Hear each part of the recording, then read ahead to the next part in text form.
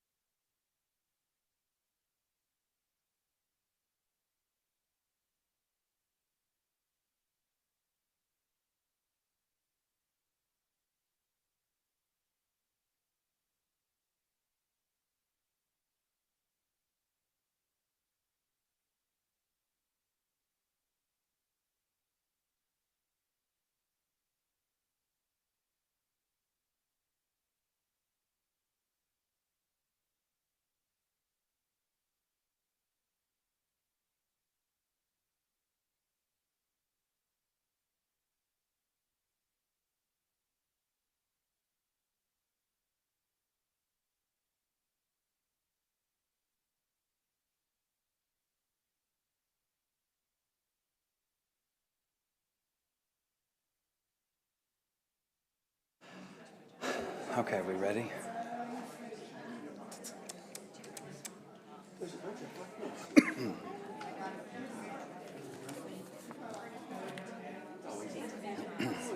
All right, good evening. We will go ahead and begin. Welcome to Fate City Hall for a special City Council meeting.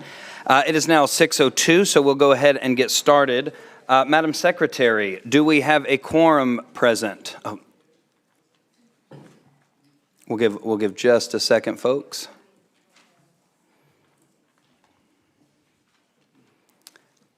I'm so sorry. That's okay. Yes, Mayor, we do have a quorum. All right, thank you. What's our next order of business, please? Next will be the invocation given by Abby Archibald with Lake Point Church, followed by the Pledge of Allegiance to the American and Texas flags.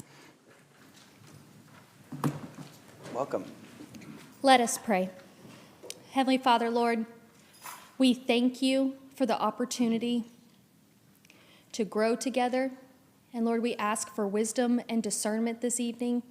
I thank you for each of these leaders of our city. Give them kindness and truth tonight. We ask all these things in your name. Amen.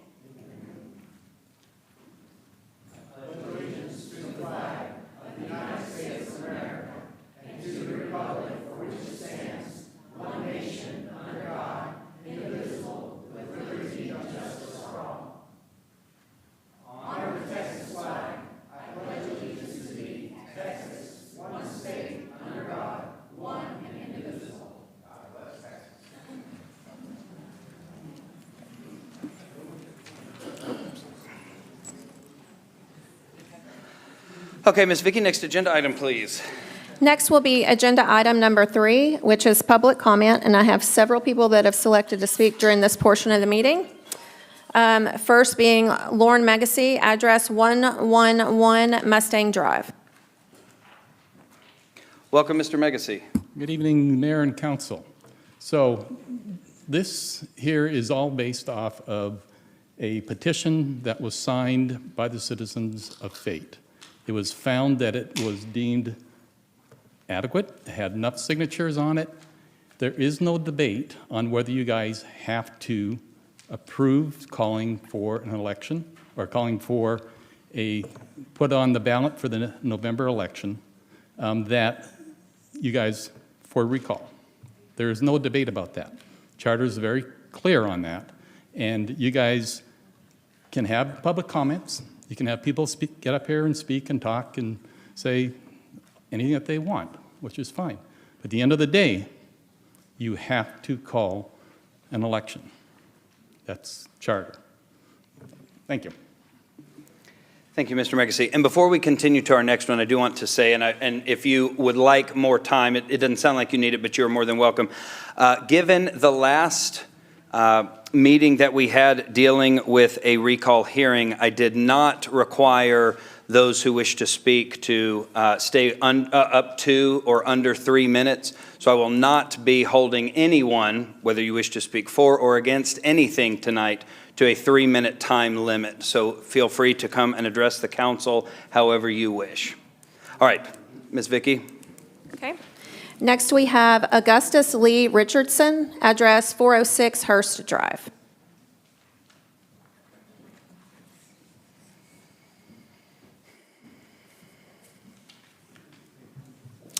Welcome, Mr. Richardson. Right. Hello there. My name is Gus Richardson, and I live at 406 Hurst Drive here in Wood Creek, and I would like to discuss the current recall attempt.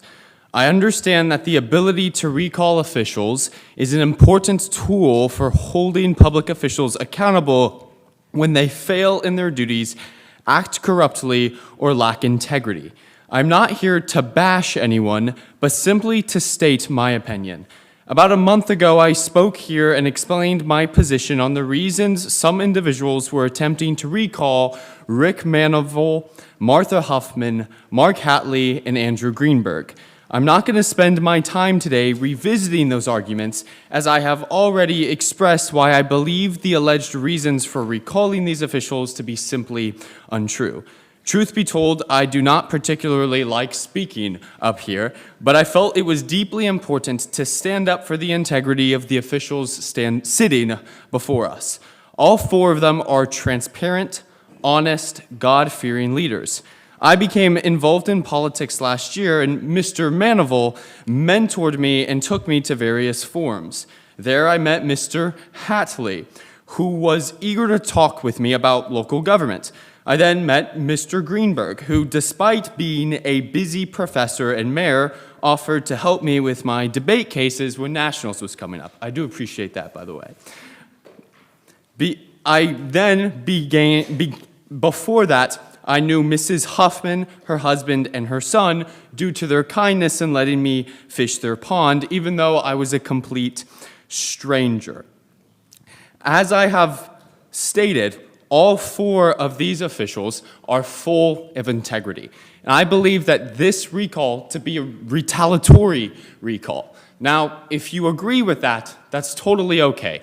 But you need to understand what kind of recall it is and understand that all four of these officials sitting before us are full of integrity and deserve to be here.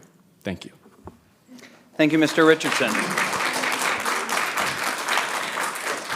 Next, we have Randy Long, address 2263 Bryant Lane.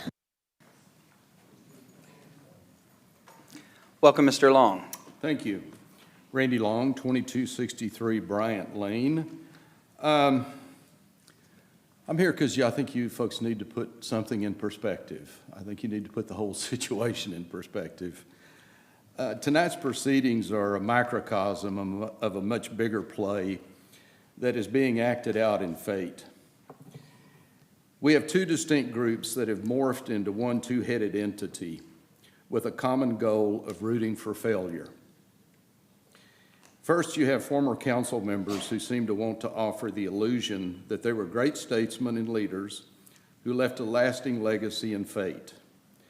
They preferred to operate under the tenet that they, operating in collaboration with the city manager, were bold and accomplished leaders, taking fate on a trajectory of unbounded success and prosperity. All you have to do is drive around fate and see if this is true. They operated under the policy of tax and spending, with cost-cutting, efficiencies, and reductions totally absurd. Hide as many budget items as possible. They love high-density housing in all its forms, including mixed use, regardless of the consequences to the infrastructure and the citizens.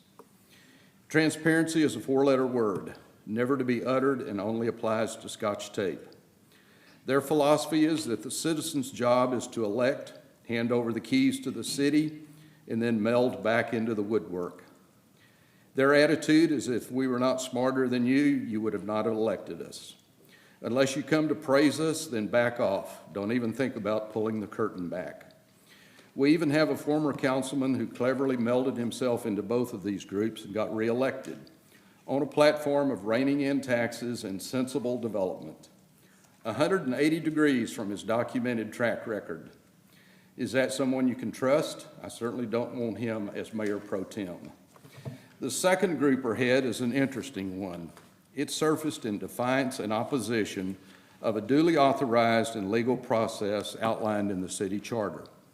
A process to let the citizens decide if they supported or condoned intimidation, hostile, juvenile, unprofessional, and embarrassing behavior on the part of one member of their group.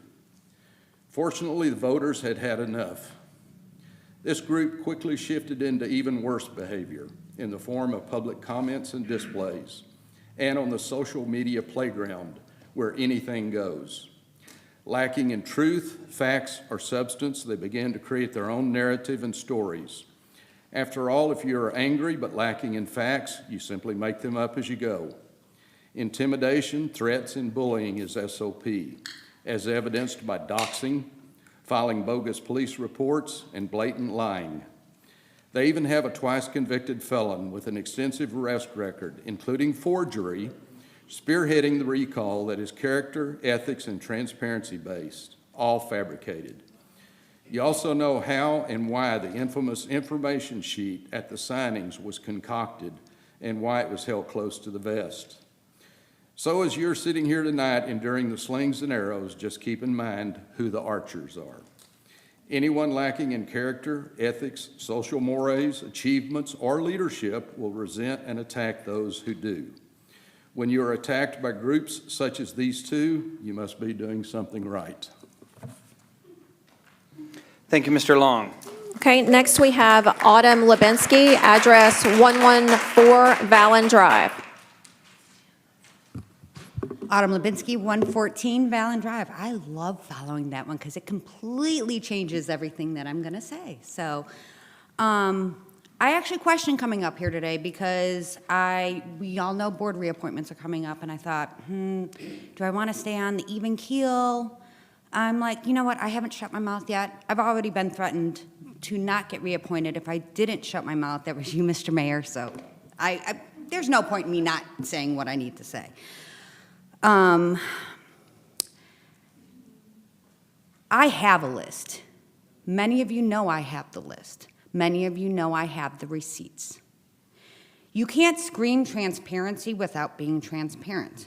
In coming days, months, weeks, those lists with the receipts will be released. They will not be dripped onto social media independently.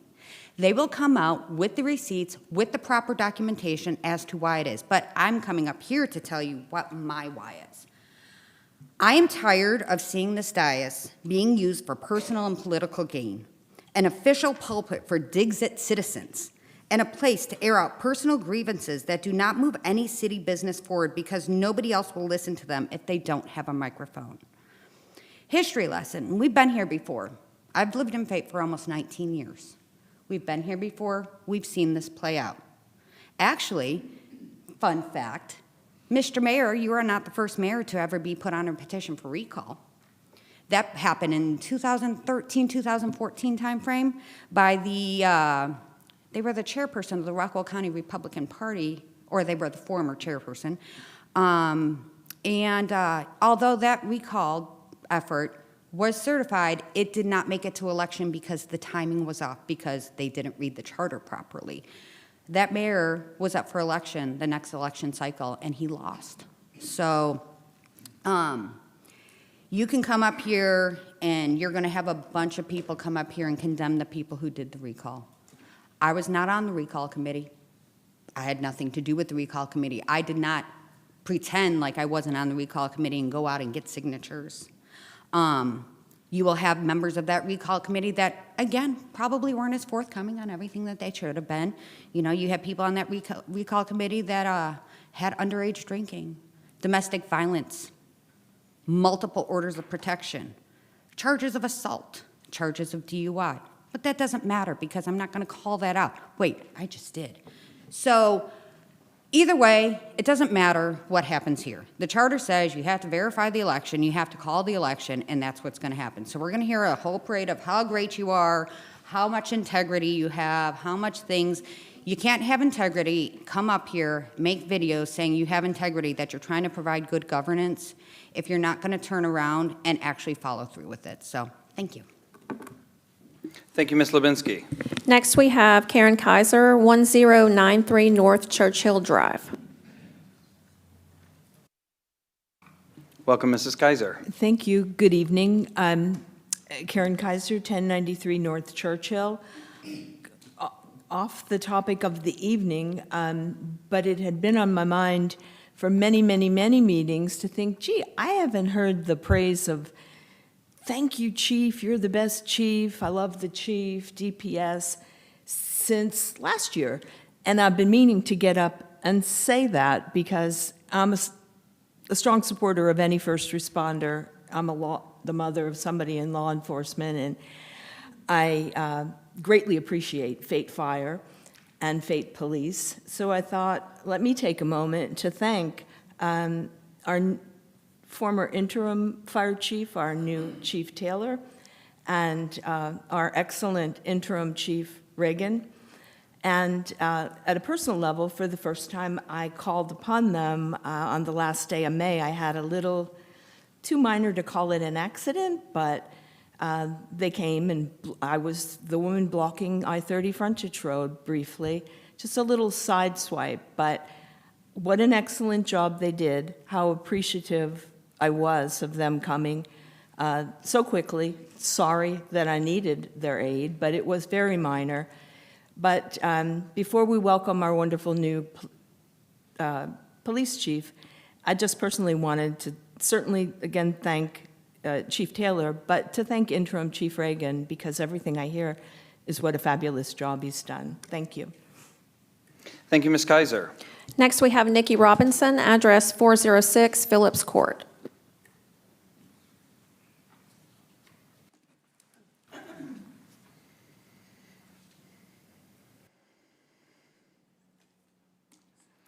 Welcome, Ms. Robinson.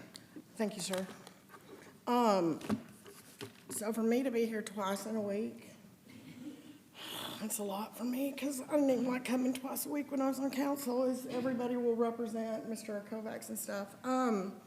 Today I will be shooting from the hip, so I am sort of glad that Mr. Greenberg or Mayor Greenberg has said he allows the moratorium of the 3-minute spiel. I could probably say a lot in 3 minutes, but the chance that you guys would understand all of it because the speed of how I speak would not come across. So I do like that I can slow down a little bit and address this. I'm addressing stuff now. I will not be standing up during each of your public hearing and public comments. So one of the things you may not know about me is that I'm a right for right person. I screw up all the time. When I sat on this council, I made probably horrible decisions. And I got myself educated and I did that. We're all gonna make bad decisions. We're all gonna make decisions that we think are best.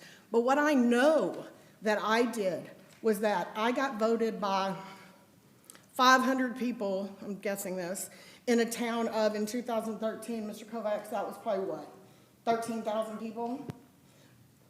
And there were people, a lot of them, that voted against me, okay? That didn't stop me from representing the entire city of Fate. I put information out. I reached out to neighbors that I had never met before. I asked them what they thought on Fridays of the different things. And I didn't have all the time in the world because, as you heard me speak the other day, I was a single parent, and at this point I'm really, really tired. But what I want to represent to each of you is that a couple things, like 4 or 5 things. But one in the beginning is you were elected by, and y'all correct me if I'm wrong, I know y'all can't talk to me, so that's kind of fun that you can't correct me, but if I did my math correctly, you were actually voted on by maybe you got 3% of the city of Fate's population. I think that's outstanding. I think we had the most show up for your election, percentage-wise, than ever had. And that's something to be said, that you got out there and busted your ass to get some votes, okay? I'm not taking that away from you, but what I am going to take away from you is the fact that I have seen, I'm not here all the time because I don't want to come in here. I don't like hearing the laughter and the comments and my question, hey, how are you? I haven't seen you in a while. I don't like all of that, so I sit at home and watch these meetings. So I make my decisions based on that. But when some people come up here and group me together, I like all of these people. Sometimes I haven't liked some of them, they haven't liked me. I'm looking at 2 individuals, but when I'm called in, my integrity on social media, which I also try to avoid as much as I can in going on other than posting stupid memes or pictures of my son or things from my mother that I love her, is because I don't like for people who have never met me, never spoken with me, never seen me, to come up here and call my integrity into question. I know you can't control what your wife posts, Mr. Hatley, but she posted on Facebook that this was, and I believe Mr. Long just said it, that this was retaliatory. I can tell you each of these people could come up here today and say the thing that I volunteered to do as on the petitioners committee, which is the only reason I'm here, is I wanted to come up here and say why I did this. Was never about Cody Chen. As a matter of fact, what's Mr. Lombard's wife? I went to speak with Chief Lombard, well, he wasn't the chief anymore, just to talk to him about what happened, because I enjoyed working with him. And I got screamed at in my face by his wife when I simply asked, I just came up here to ask, I didn't even go speak with you two because she screamed in my face, and I had to walk away because I got a little bit of a short fuse. And that day I didn't use it, so I had to get back in my car before I used it on somebody else. She screamed in my face, why do we, so she put all y'all, no, she wasn't speaking, she was trying to speak for y'all, have to tell you why we want to withdraw or petition the recall for Cody Chen when you supported her? I said, what? I've never even talked to Cody Chen. I didn't support her. Yes, you did. You had her in your front yard and had people come and do a meet and greet. I was like, well, shoot, who's using my yard? I live on a pretty busy street and everybody knows where I live, so sure in the heck somebody would have told me that Cody Chen was on my corner with people.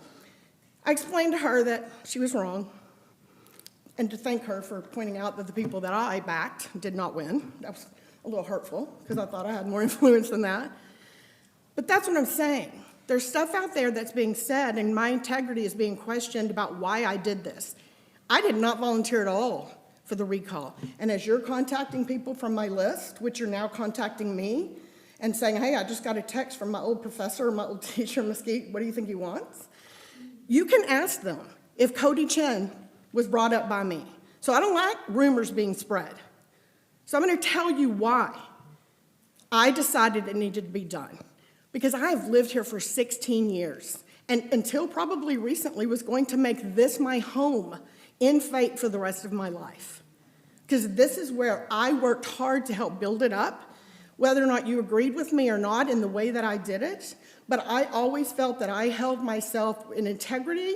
I goofed off a lot, but they knew I cared. Everybody in the city knew I cared. You can go out here right now and talk to people knocking on their door, and I'm going to tell you they're going to remember me from those days because I went out and really tried to gather information. And I don't appreciate you or your wives or whomever, and I know you can't control what other people say, going out there and saying anything about my integrity because you've never spoken to me, and you've never spoken to me, and we've not spoken really. So don't question my integrity and put in people's minds why I did something, because I didn't do it for that reason. I did it because I do not believe that you are representing everybody in the city of Fate. I think that you have your group of people, my opinion, you have your group of people that voted for you, again, 3% of 28,000, okay? And that's who you're representing, okay? I also don't think that somebody with integrity is going to, you two, automatically, when you recorded other people and then shared it out there, and when I saw what it's legal to do, that's why you two were on the list. That's why I was like, where's that thing I need to fill out, okay? I don't care if something's right or legal or not legal, or right or wrong. So that's why you two were on there. And honestly, I thought about Ms. Huffman because I had met her husband when I was actually on city council and thought about not doing that. But I do believe that you four, even though your votes have been different, you all do not support all the citizens.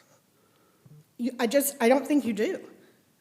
And I could probably, if I wanted to, go knock on every door and do tick marks. I will tell you what else I said when I went out there. And you can, when you're calling to ask people from my list what I said, I made it very, very clear that if I saw that this, showing that what did they call a silent minority or something, if I saw where this made an impact on any of you four, that I would stand at the top of wherever and get you guys not recalled. If I saw between the time the recall came in and now the time that it's going to be on the recall, that any of you started reached out to constituents, you know, I would have told you now had I voted on something and then a person came and spoke with the passion that I did the other day, and I really hurt 12 people, I think, got up and spoke about that, I wouldn't have admitted I was wrong.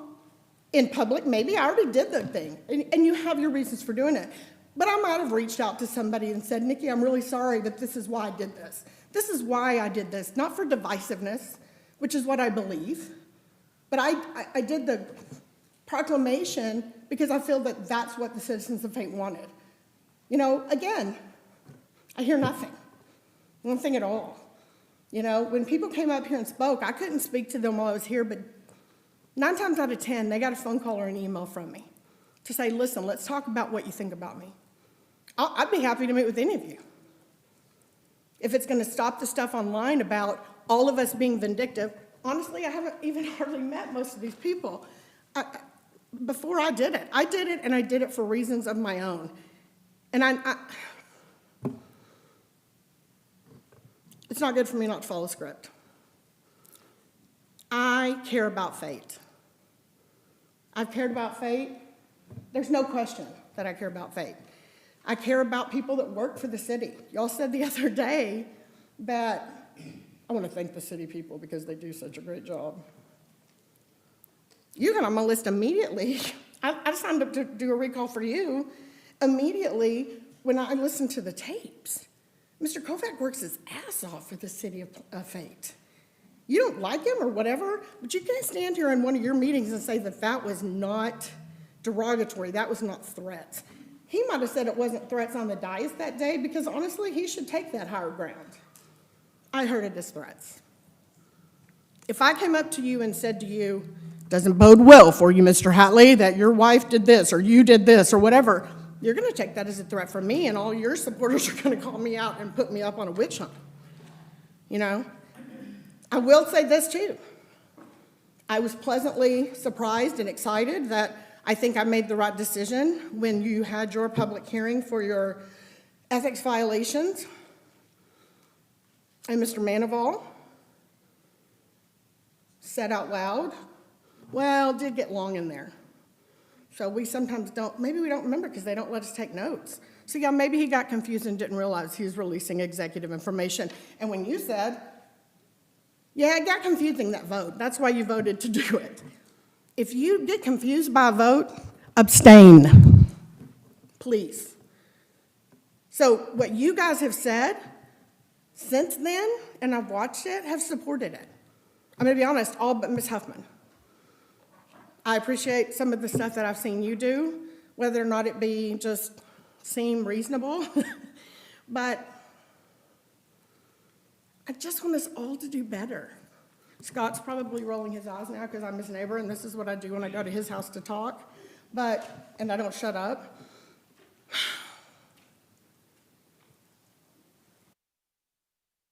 I want all of us to do better. But the only way that I really believed that I could get my point across was to call whoever, I don't remember who I called first, and said, how do I get a petition to make these people go away? Because I believe that they're not supporting the entire base of Fate. I believe they are supporting a very small minority of people.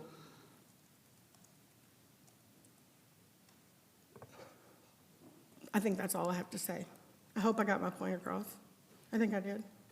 Again, please ask people that support you to stop putting stuff online. I make mistakes every day, but I'm a pretty good person. I got a pretty big heart. I make mistakes. I just made one the other day to his wife, and I apologized immediately. Not in person because I left before the meeting was over. I think that's what I'm looking for, compassion for everyone. That's all I have. Thank you, Ms. Robinson. Next, we have Ryan Strobel, address 231 High Edge.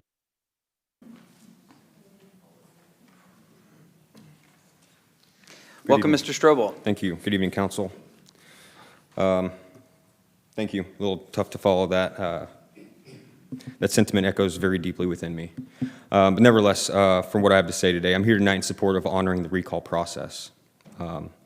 As Lauren mentioned, this is a process that has to work itself out. That is the charter. At its core, this is about respecting the voice of the citizens who engage with a process established by our charter and governed by our laws. That process exists for a reason. It provides a structured, lawful way for residents to raise concerns and seek recourse when they feel it's necessary.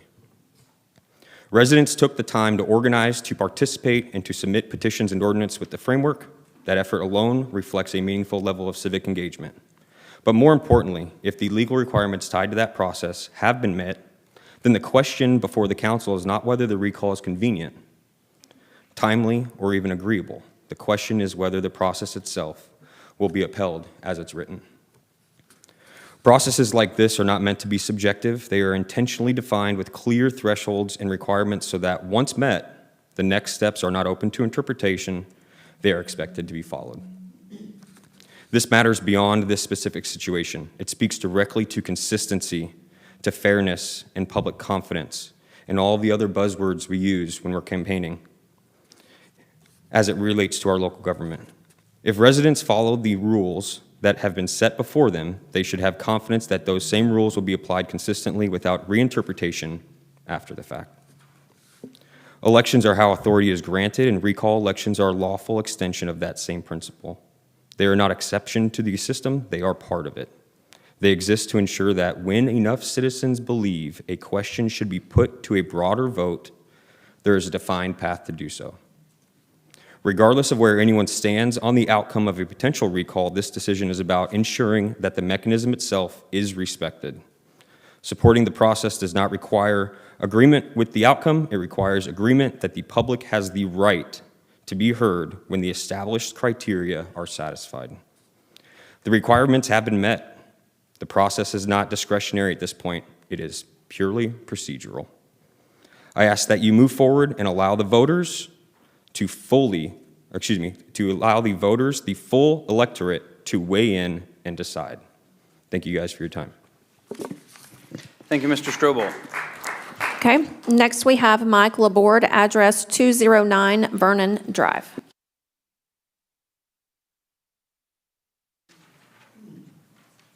Welcome, Mr. Laborde. Thank you, Mayor. Mike Laborde, 209 Vernon Drive. On March 17th,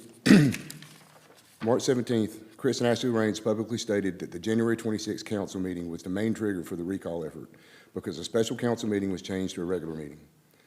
But the meeting followed the required procedures. It was properly posted with the legally required 72-hour notice, and nothing in the Fayette City Charter prohibited that change. The city attorney and 2 outside legal advisors confirmed everything was handled appropriately. It was a full agenda that night, and it also included several time-sensitive annexation items. Delaying action on those items could have forced the city to restart the processes, causing additional cost and delay. City Manager Michael Kovacs reportedly acknowledged the importance of moving forward with the change because of those deadlines. Weather concerns were raised that day, but the city staff had the option to attend remotely, which only 3 of them took advantage of, and there was no evidence that the meeting created a safety issue. A number of the people who cite weather as an issue were present at the meeting, and many Fayette businesses were even open that day. The bigger question is, what happened afterwards? If the events of January 26 were truly the sole reason for the recalls, why did the effort continue against all 4 council members, even after the voters removed Ms. Chen in the May election? If that stated concern had been resolved, the petitions could have been withdrawn. Instead, the effort continued, and it raises a fair question about whether the publicly stated reason was the full reason. I believe it was not. I believe the recall effort, it appears to be less about public safety or civic process and more about political retaliation. Recall petitioners claimed that the meeting was changed solely to certify former Councilwoman Chen's recall for the May ballot. They've used inflammatory language during the collection process, and they weren't just advertising, they were upset about a meeting change. There were also statements that the recall probably would not have been pursued if the May election had simply delayed until November by not changing the January meeting. But many voters may not have been seen such a long delay as a reasonable option, given the serious allegations and issues being discussed at the time. Obviously, the voters spoke and confirmed that. Recall elections are serious. They exist to give citizens a way to act when concerns arise, but their reasons for them should be honest, as should the petition circulators. This is not an honest recall. At the end of the day, residents will compare the reasons that were publicly given to begin with and the actions that followed.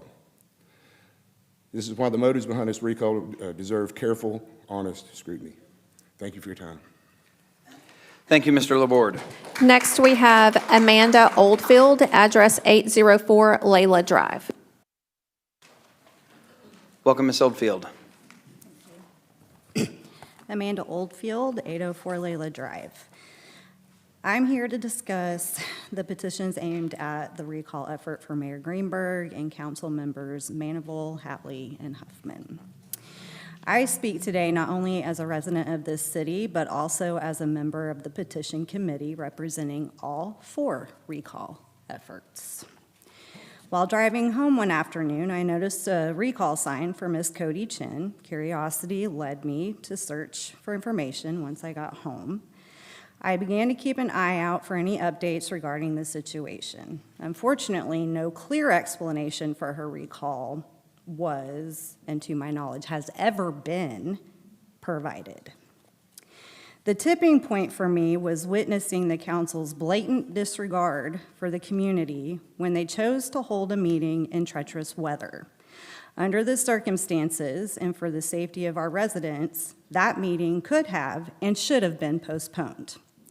Considering the weather forecasts, it should have been rescheduled. It's quite revealing that while our streets were icy, schools closed, and some residents unable to leave their driveways, the City Hall parking lot was completely clear. I respectfully dismiss any justifications for what happened.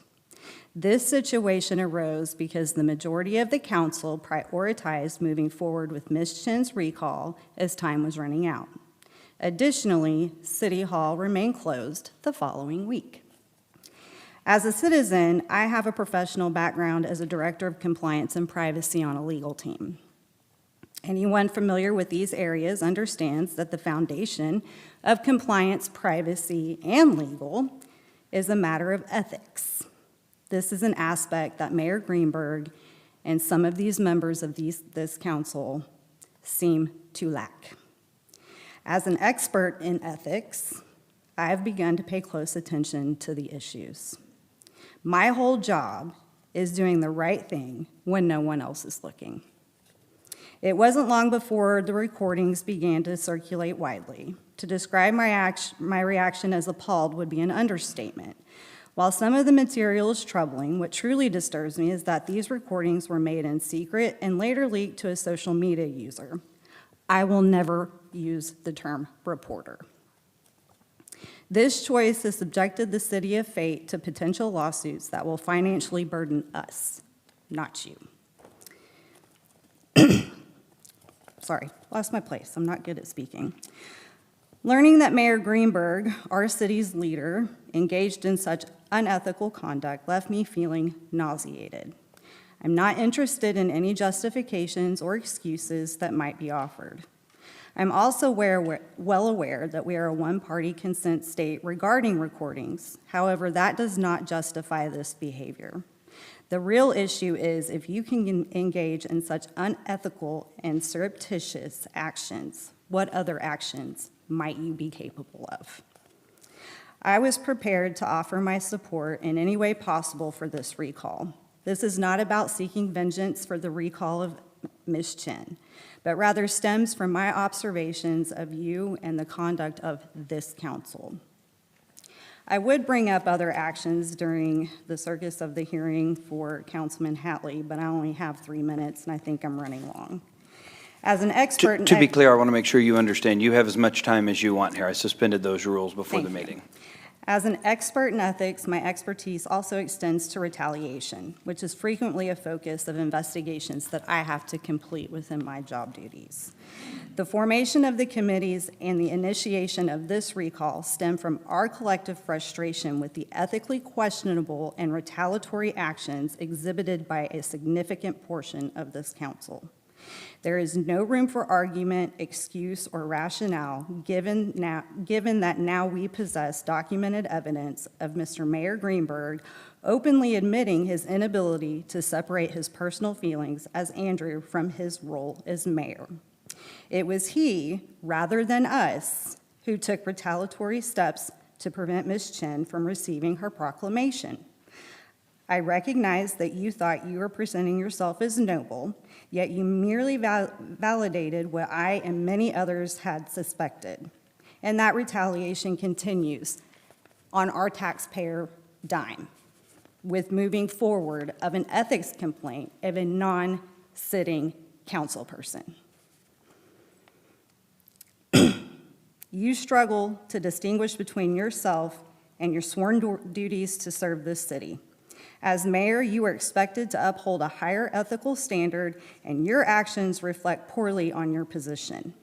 Given this inability to separate the two, you should consider doing what is proper and what is right. And at this point, given what I've seen over the last week, I don't think it's enough just for you to be recalled. I would suggest that you need to step down as mayor. How can any of us put our trust in you now? Furthermore, you attempted to lay the blame on social media for your deep dive into our charter and the events from the past years regarding prior filling of the seat, whatever.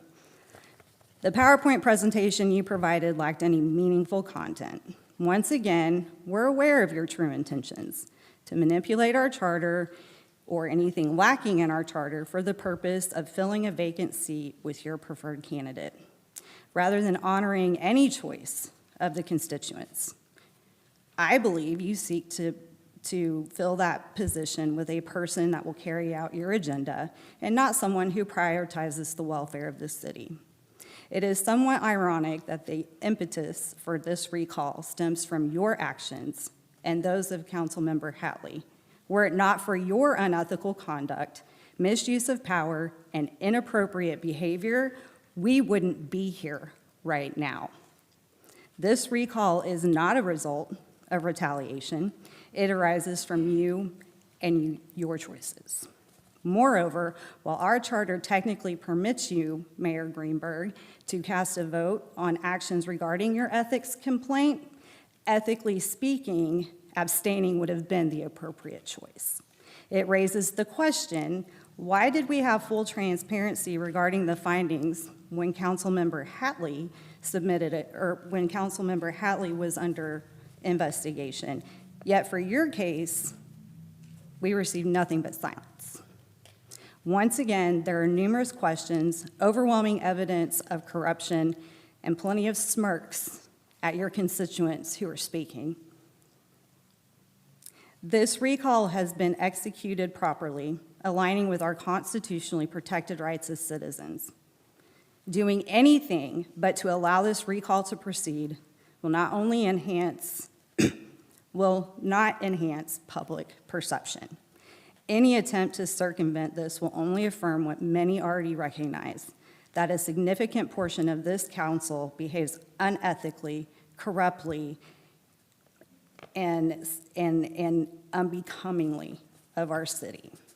And I put unbecomingly in there because that seems to be the only reason I have ever heard for the recall efforts against Ms. Chen. Thank you. Thank you, Ms. Oldfield. Next, we have Joanne Yacht, address 808 Horton Street.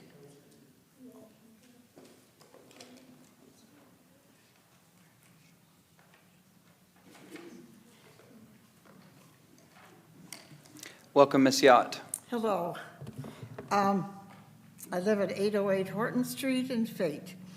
I was involved in the campaign of Andrew, Rick, and Martha because their values represented a difference from the previous mayor and council in Fate, who were yes men to every single development and tax increase presented to them. Makes a person wonder what was the payback of saying yes to so many developers. It is my understanding the previous mayor and council members, these has-beens, have signed the current recall petitions for the bogus reason of charter violations. Well, Monday night, we heard in 2022, these same council members appear to have violated the charter big time. Obviously, Mayor Andrew knows a great deal about the charter, something I doubt the Raines couple ever heard about until they became part of the Cody retaliation recall. And I do believe it's a retaliation recall. Remember the infamous post that Cody shared when she heard about her possible recall? And I'm quoting part of it. If you think you might be aligned with fate's very own nutcracker-in-chief, making reference to Mayor Andrew, just know you won't make it out unscathed. I'm coming for all your throats. I'm 80 years old, and that threat frightened me. Cody, I actually campaigned for Cody a long time ago. She's been at my house, and she knew very well that I had campaigned heavily for these three. I told Andrew about my fears and agreed to be a recall committee member. I cannot imagine the feelings of victimization and paranoia that would drive a person like Cody to record everything, save every text, and then if you cross her, and people online have found that out, use her manipulative and hate-filled actions to do whatever she can to hurt you. She called me a racist. No wonder any reasonable person would record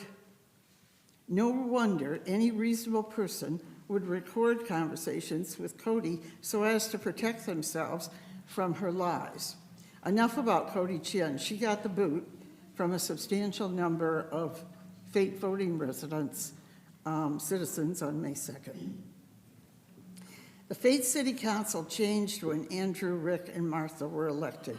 Mark was ready on the council, and now some things about what the Fabulous Four have accomplished in just 1 year.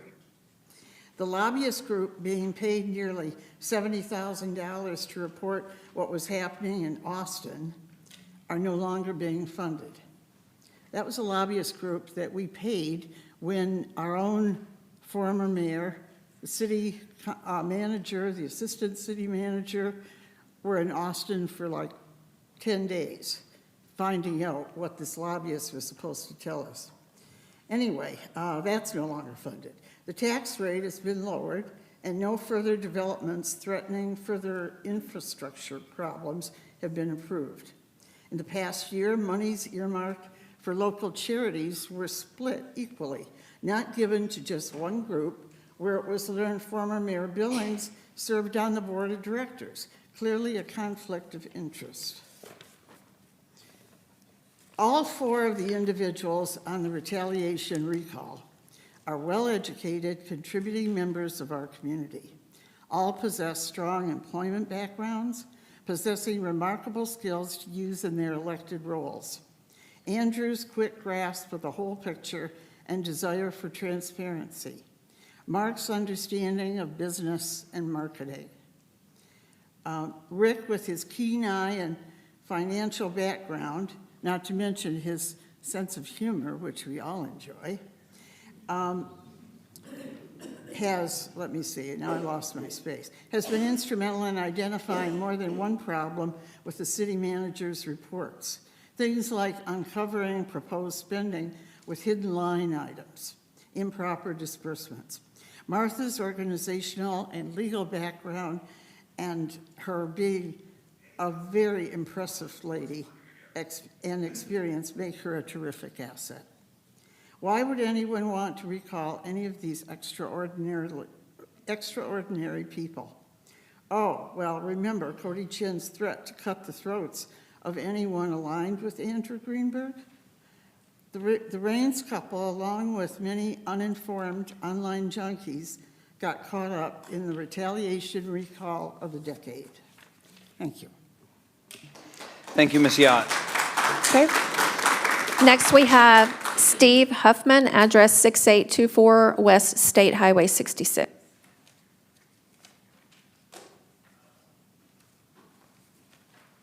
Welcome, Mr. Huffman. Thank you. Steve Huffman, 6824 West State Highway 66. I read Michael Pipkin's article earlier, and I was pretty outraged and fairly livid at first. Then I had to come down a little bit, reminding myself of some of the stuff I did as a kid. And I'm glad that if what he went through was that bad, that he came through it.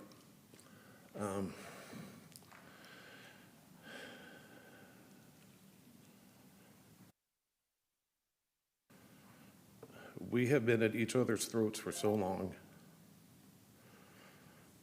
and I'm as guilty as anyone. I haven't heard anybody talk about a peaceful resolution or a way to back off each other. I can get as dirty as anybody. I've talked to Martha repeatedly about these great, funny fucking ideas that I would love to say a comment that probably wouldn't have accomplished anything. I really hope that we can find peace, resolution, get off each other's throats, find a way to figure this out. I'm as upset as anybody. I can be as freaking dirty as anybody and as nasty as anyone, and probably more so. She can verify that.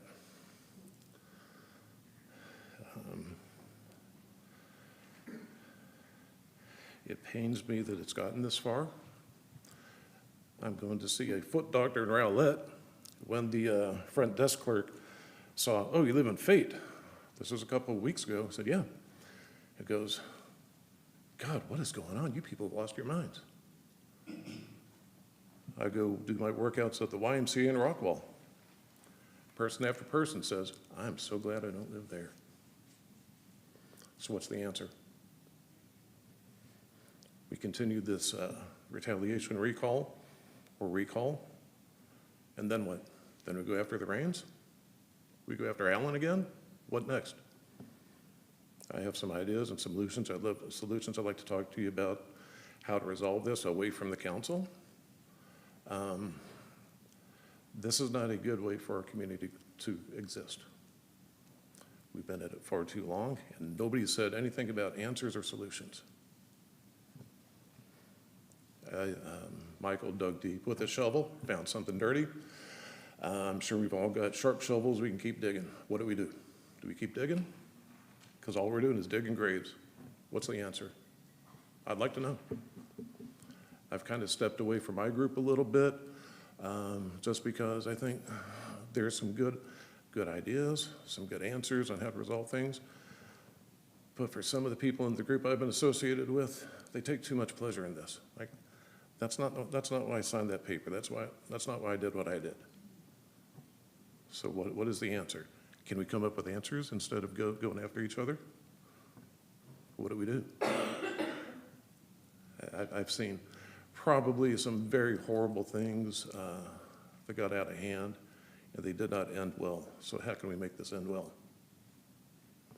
We don't have to be best friends. We don't have to suddenly want to hang out with each other and, let's go get coffee, but we could do better than this. What do? Where do we go?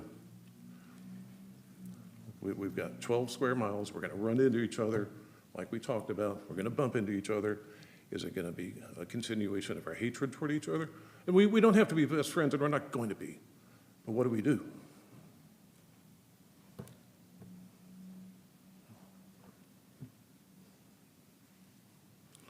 When I hear about what's happening in Fate for my friends in Dallas, there's something wrong. There's something very wrong. But we are a smart community. We're very well educated, very well talented in different fields. And this is what we've come to, digging up dirt on each other. Talking to my daughter today. Today is the first day she found out about me knocking out that cop when I was 16 years old. I guess I watched too much Joe Frazier because it was a sweet shot. It was a bully cop, kind of had it coming, but that's something that nobody knows about. And she just found out, like, we got something. We all got something. And what's the point? What's the point of now we've got dirt on Christopher?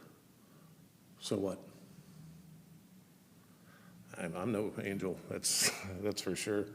But How many more articles do we need? What can we together come up with to resolve some of our issues and get our city moving forward? What are some of the things we can do to get off that stupid fucking Facebook and actually talk to each other? Just talk. It's doable. Other places do it. Why can't we? It's very simple. Just talk. So I'm asking for a full stoppage on Facebook from anybody who's willing for a couple weeks. Just get off that stupid thing. Just stop. Just stop. If you bump into somebody, go say hi. It's pretty easy. It really is. But we can continue this pissing war. But we know what happens in those. Everybody gets pissed on. That's all. Nothing gets accomplished. Nothing. And again, I'm as guilty as anybody, but kind of tired of it. So hopefully we can have some resolution, some peaceful resolution, do something besides continue to point fingers at what others have done. I don't know. Maybe I'm getting wise in my old age, but I don't know. I think we can do better. Thank you. Thank you, Mr. Huffman.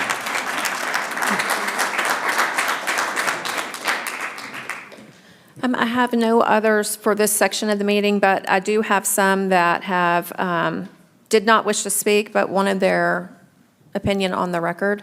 And so would you like me to read those now or later? Yes, I won't please. be reading their full sentiments. It's just if they opposed something or Okay. supported something. Okay. Sure. So Patty Stern, address 1348 Carton. She is in opposition against the recall of Mayor Greenberg, Rick Manival, Mark Hatley, and also is against a recall vote in November. Monica Laborde is in opposition against the recall of Mayor Greenberg, Rick Manival, and Mark Hatley. And Angela Barnes, 210 Vernon Drive, is in opposition against the recall of Mayor Greenberg, Rick Manival, and Mark Hatley. Christopher Allen is in support of Rick Manival. Robin Richardson, address 406 Hurst Drive, is in opposition against the recall of Mayor Greenberg, Rick Manival, Martha Huffman, and Mark Hatley. Kathy Davidson, 104 Jerome Prairie, is in opposition against the recall of Andrew Greenberg, Rick Manival, Mark Hatley, and Martha Huffman. Carol Odige, how did we say that? I'm sorry. Odiges, excuse me. Carol Odiges, address 249 Vernon Drive, is in opposition against the recall of mayor and council members of Fate. Joanne Oldiges, address 249 Vernon Drive, is also in opposition against the recall of mayor and council members of Fate, Texas. And Donald Oldiges is also in opposition against the recall of the mayor and council members in Fate. Roy Hatley, address 267 Callahan Drive, is in opposition against the recall of Mayor Greenberg, Rick Manival, Mark Hatley, and ordering the election. Patty Matledge, address 267 Callahan Drive, is against the recall of Mayor Greenberg, Rick Manival, Mark Hatley, and is also against ordering the election. Lisa Hikes, address 279 Callahan Drive, is against the recall. Yolanda Hikes, address 608 England Street, is against the recall. Darcy Gilden, 239 Thatcher Drive, is against the recall of Andrew Greenberg, Rick Manival, Mark Hatley, and Martha Huffman. Philip Grove is at address 204 Northview, and he is in opposition against the recall against the mayor and 3 council members. Lorna Grove, address 204 Northview, is against the recall of Martha Huffman, against the recall of Mark Hatley, Rick Manival, and Mayor Greenberg. And the rest of the forms that I have will be heard during the subject public hearings.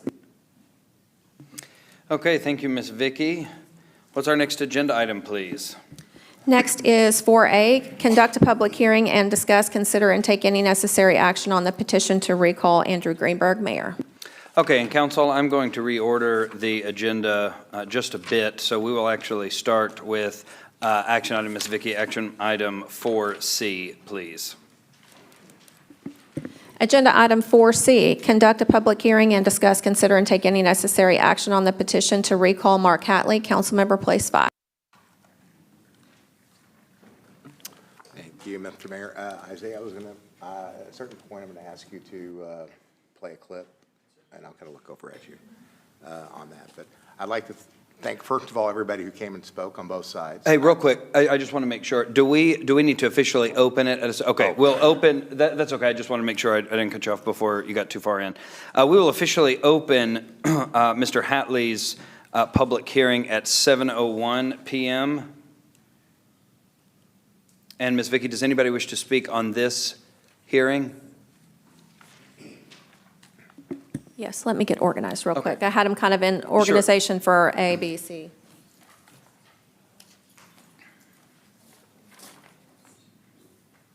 Okay. The first will be Karen Kaiser, address 1093 North Churchill Drive.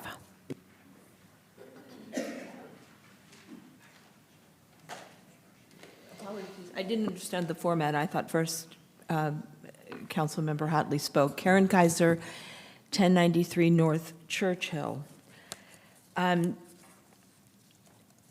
Just a quick explanation of why I signed the petition for all four of you is exactly what former Councilmember Robinson spoke of.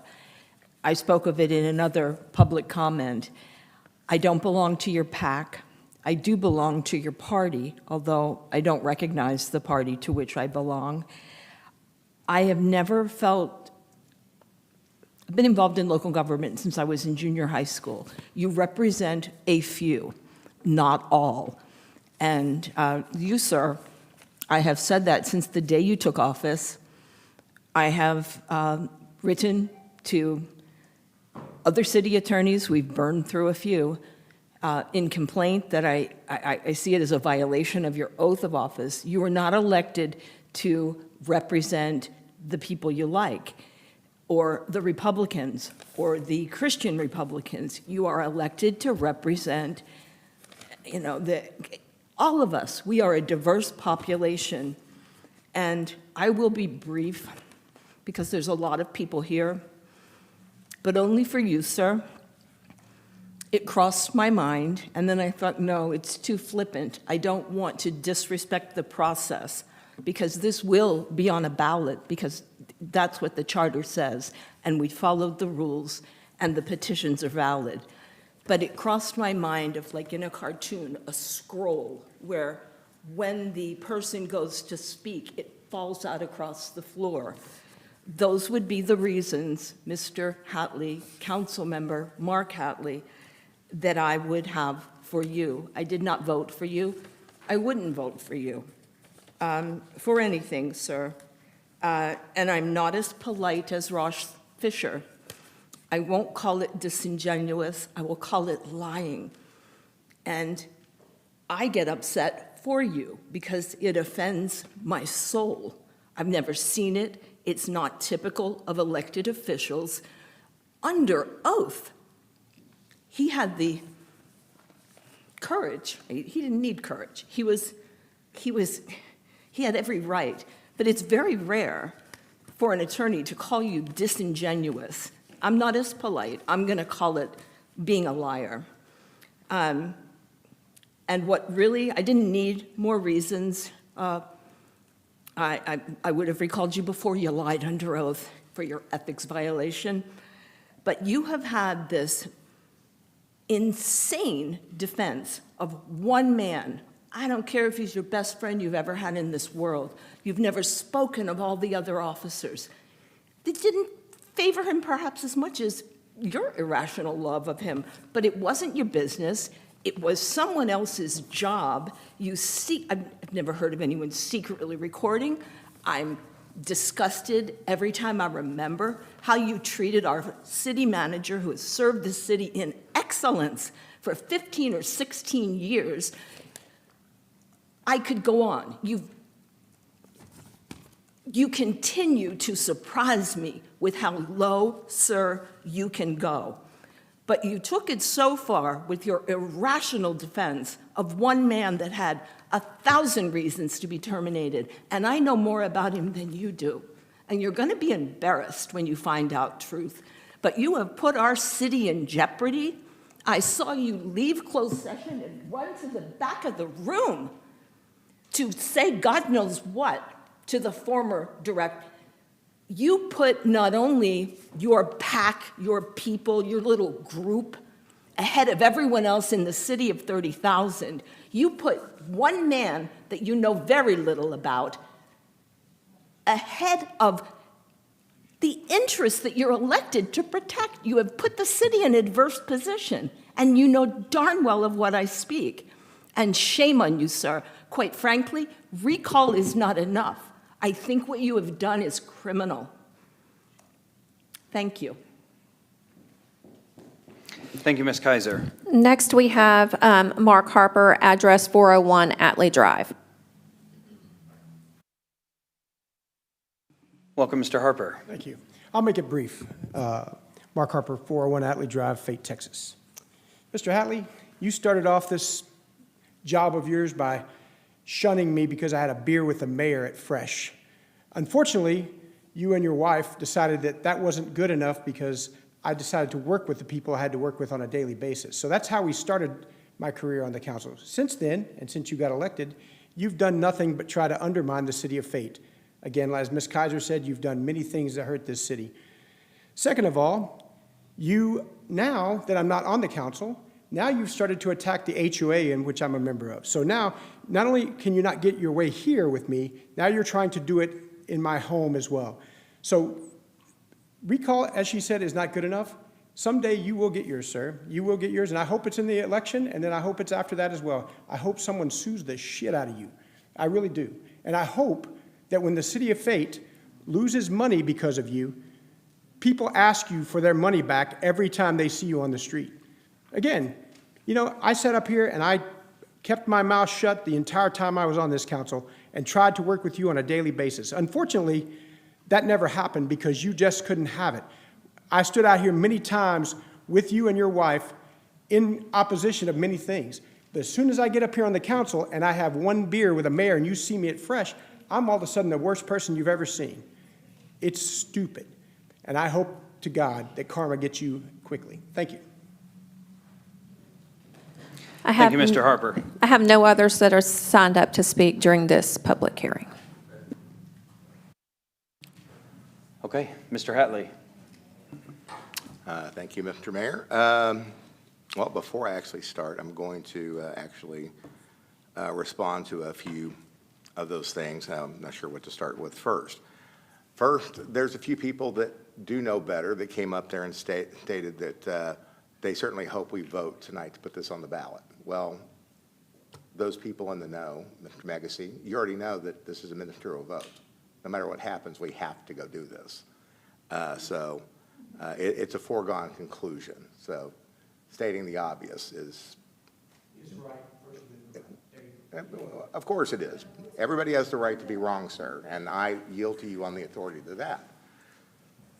So, but I'll go next, as Ms. Kaiser has accused me of committing perjury. No, actually he didn't. If he would have, he'd have filed those charges. He did not accuse me of committing perjury, ma'am. Mayor, the city's rules of We're not going to have back and forth on that. Correct. Mr. Hatley, this is your time. We'll remain silent in the gallery, please. And perhaps you won't call us out by name. Okay, well, very well. You called me out by name, but I will not do that. But Thank you, ladies and gentlemen. If Mr. Hatley, if you wish to address a claim that was made against you, you may address that to correct the record. correct. And the former council member over here to my left has actually accused me of committing costing the city money. Last I checked, and I'm not going to speak specifically on this, there is nothing in any lawsuit that states anything about being recorded as being part of a lawsuit. But somebody else's name over here to the left's name, I do believe, does appear on that. So we will leave it at that. And, well, I guess we'll see about that.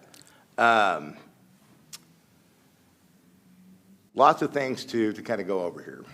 There really is. And I'm not going to sit here and say that, you know, as a council person, you should never think that a recall is possible. It's always possible from the second-tier election. Why? Because it's people's right to do so. Public service is going to come with criticism, disagreement, and accountability. I believe recall, I mean, some of those things are within our control and some of them are not. A recall election by design puts the decision in the hands of the people of fate where it belongs. Several people up here tonight that are for our recall came up there and warned us against the other one, saying that Cody's recall was illegitimate. We shouldn't do it. The charter was never meant for it.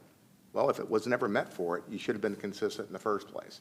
I, for one, think both recalls are legitimate if that's what the people are asking for. I am being consistent. That's what I consider my job to be. Unlike many who opposed the recall of Councilwoman Chun, I believe this gives the citizens a mechanism to hold their elected officials accountable between elections. It's important to check on government power. What I also believe, however, is that the recall process should be conducted honestly. And if you seek a recall, you should be honest about the reasons. Absolutely honest. She agrees with me. I appreciate that. If you gather signatures, you should be honest about what motivated your efforts. And that brings me to how signatures were gathered for this recall. There are several documented examples of misleading statements that were being made to residents in order to obtain those signatures. We've already had an agenda item discussing some of these claims. We've already had testimony of a citizen who took a picture of a document that said, don't photograph, because they didn't want him to see those documentations. And there's video evidence that shows certain of these allegations that people actually accused me of lying about. Isaiah, would you please play the clip and cue the clip up, please, sir?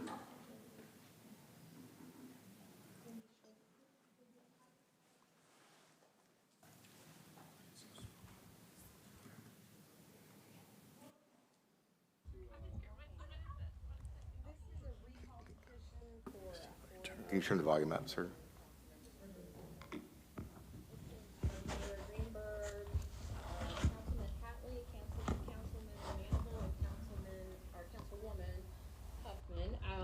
Basically, they are using their position of power to leverage over people that work for the city as well as citizens in the area. This is a grassroots movement because they're not doing what they said they were going to do for the city. They are secretly recording employees of the city to use against them and their job. There's an actual video recording out there where Hatley and Greenberg are both hours worth of recordings of these employees as well as citizens. Hatley actually physically threatened to come after Michael Kovacs, which is our city manager, because of the firing of the chief of DPS.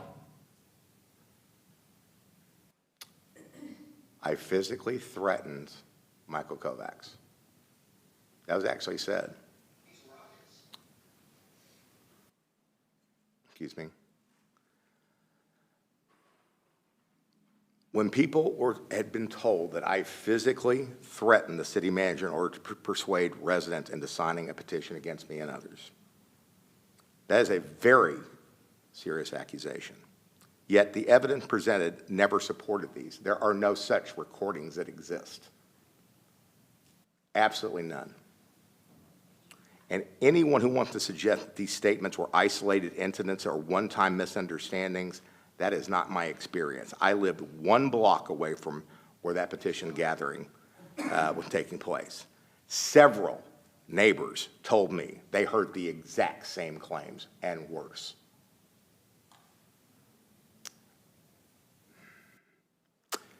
Many residents later told me that they were approached and encouraged to sign quickly and based on broad claims of merely just, you want to stop corruption in City Hall. Several people contacted me afterwards saying that they did not realize whose recall petition they were signing because they were rushed through the process and did not see the names of the others involved. I'm not going to say, but one of them actually filled out a form in favor of us tonight. They were misled. Now, if you have to mislead people in order to obtain signatures, it raises the obvious question. The fake document that was hid from people where they were told, please don't photograph, not meant for distribution. Did the people gathering those signatures truly believe they had a strong enough case to persuade residents based on facts and truth alone? Obviously not. There were also statements posted online that went far beyond legitimate disagreement. One particularly despicable claim made by a family member of a former council member to my left in the audience accused me of leaving my wife's bedside in the hospital in order to attend a council meeting. I want you to think about that for a moment, because the truth is actually the obvious. I'm glad she stands up and admits she's, basically a liar. During a council meeting, I actually left an executive session because my wife had been taken to the hospital with emergency heart problems. On another occasion, I nearly had to leave my own ethics thing because my wife, again, was once again experiencing heart pains. Thank God I had someone there with her watching her, and she assured me that she would be okay and they would let me know if anything changed because I was fully prepared to leave to be with her. Bringing a spouse or a family medical situation into a political attack is beneath the standards of anyone with any sort of integrity whatsoever.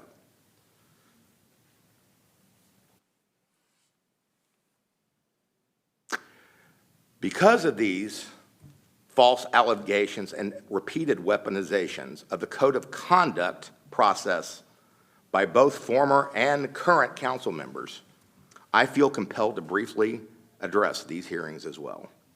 The hearing was, in my opinion, an absolute farce. 2 of the council members who voted on that matter had signed my recall petition. If that had been a trial, you would have been required to recuse yourselves. If you'd had any integrity, you would have recused yourselves. You would have owned up to it.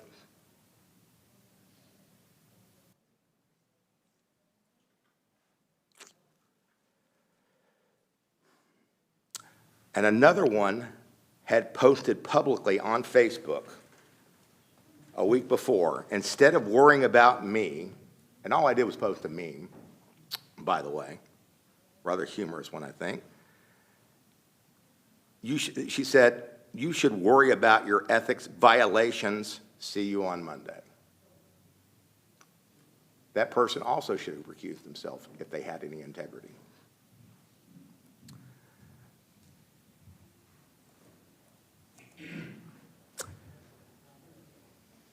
Not an ethics complaint, not an allegation or any ethic violations. There were none of those. I'm sorry, that entire hearing was an absolute farce from start to end. And there are people in this room that were responsible for it.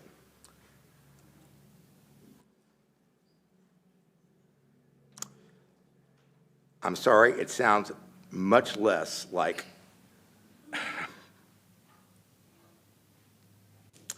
it sounds less, okay. These were not impartial decision makers, folks. These were a prejudiced jury who already had their minds made up. on here. I could say much more about that process, but I think I'm going to go ahead and leave it here. When Councilwoman Chen's recall petition was circulated, more than 400 signatures were gathered in just 5 days. Had we been able to continue using the original petition beyond that short period, I have no doubt that that total would have exceeded 1,000.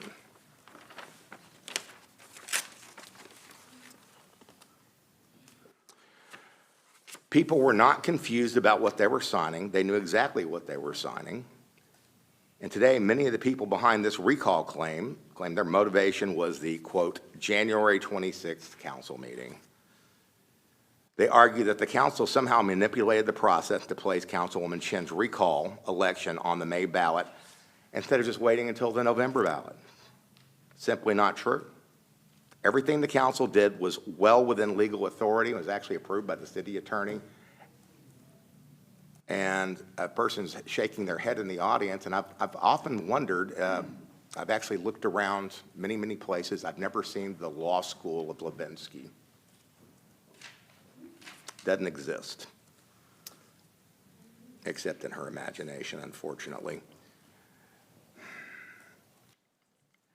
The city attorney advised that our actions were lawful. The council acted to ensure that the will of more than 400 citizens were signed, who signed that petition, could be presented to the voters. This is exactly what happened. Another criticism, that the January 26th meeting should not have occurred because of winter weather. The facts tell a different story. Many residents went to work that day. Businesses remained open. The city took precautions. The staff members needed flexibility were allowed to participate remotely. In addition, that meeting was not held solely because of recall petitions, much to the contrary of what everybody thought. There were very important annexation matters which were also on the agenda, and canceling that meeting would have delayed those proceedings and potentially cost taxpayers both time and money. Guess what, folks? Government should go to work. Government should show up. Government should not delay necessary business when it can safely proceed. The claim that the council somehow endangered the public or manipulated the process is simply unsupported by the facts. Then came May 2nd. The voters spoke. More people voted to remove Councilwoman Chen through recall than voted for any candidate in that election. Whether someone agreed with that result or not, it represented the will of the voters. If this current recall effort truly is about respecting the will of the people, then one could reasonably ask, if truly you thought people's rights were violated and people did not want that Cody Chen's recall to move forward, then why didn't you just pull these recalls and say the will of the people spoke? Because the short answer, I believe, is this recall was never really about January 26th. The recall was about resentment over the fact that citizens were given the opportunity to vote on a recall that many people had been discussing for more than a year. I often hear the question, why was Councilwoman recalled? The truth is, there was never enough time to educate people on every issue. People signed petitions because they had reached their own conclusions. Most who came signed for their own reasons. They signed because of her past behavior. Some cited accusations that she had made without evidence. Some others pointed to social media conduct. Some objected to public confrontations. Some release of private communications that she had been given in confidence or threats to expose these conversations. Others simply believed her conduct was inconsistent with what they expected from a council member. Whatever their reasons, people had already made up their minds before they signed. In fact, during the petition drive, we had initially struggled early on, thinking we may not get enough people. Then social media activity increased dramatically, and there were heated exchanges online, public confrontations, and at one point, Cody Chen actually called the police on us while I was gathering signatures. A couple of people in this room decided to show up as well. After those events, numerous residents told petition volunteers that they had been undecided until they observed her conduct during this weekend occurring online and in public discussions. As strange as this may sound to people, one of the biggest factors driving support for Cody Chen, Councilwoman's Cody Chen recall was Cody Chen herself. And on Election Day, many voters reached that same conclusion. Now the voters will once again have the opportunity to decide. And as for my record, I think I've been very, very clear where I stand. I have consistently opposed high-density residential development. That does not make me anti-development. I support responsible and controlled growth.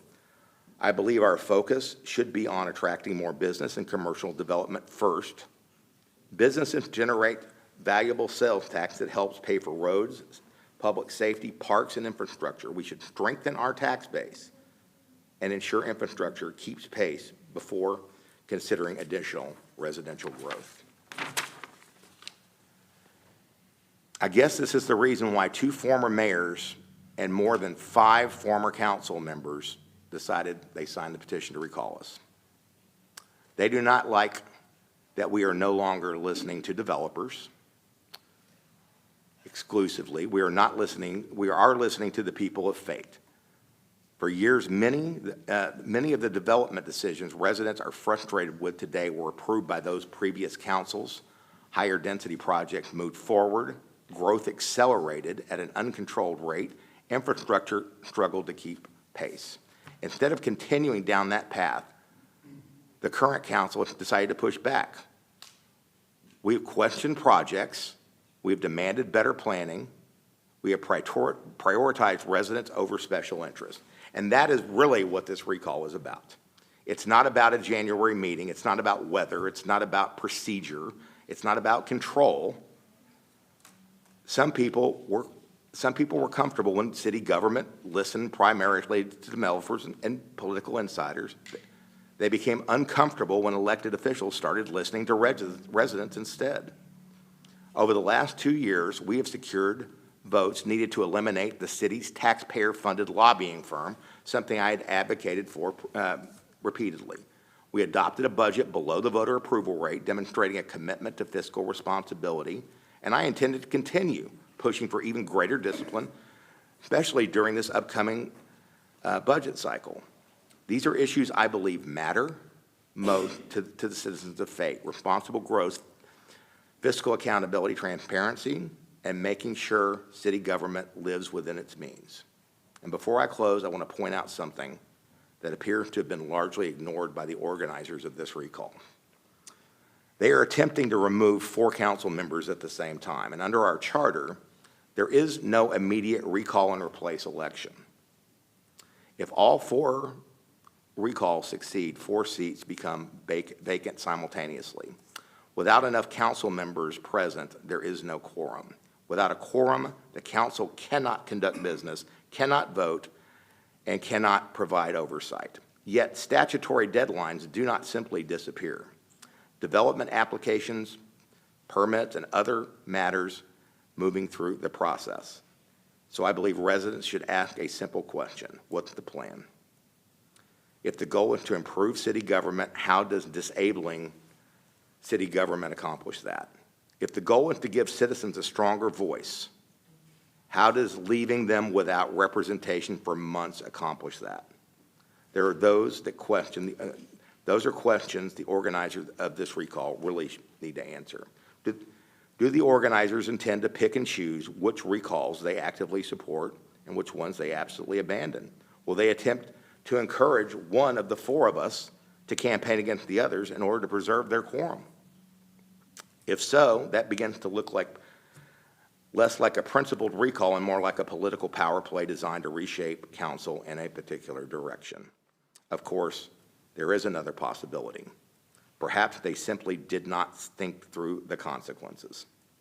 But if the result of these recalls could be a council unable to meet the development while other matters continue moving forward, that outcome would be a dream scenario for some developers. Whether by design or by accident, pursuing a course that risks paralyzing city government is very irresponsible. Ultimately, this election is not about me. It's about what kind of city Fate will become. Do we become Do we continue pursuing responsible growth, fiscal accountability, and greater transparency? Or do we return to the same policies and priorities that created many of the challenges residents are concerned about today? That decision does not belong to politicians. It does not belong to former mayors. It does not belong to developers. It belongs to the people of Fate. I trust the people of Fate. I trust the process. And whatever that decision the voters make, I will respect that decision as well.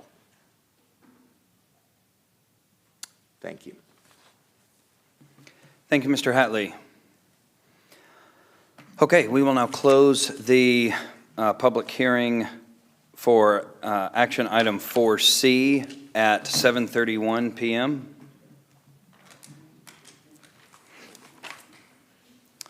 All right, Ms. Vicky, we'll move on to item B. Okay. Agenda item 4B, conduct a public hearing and discuss, consider, and take any necessary action on the petition to recall Richard Manival, council member, place 4.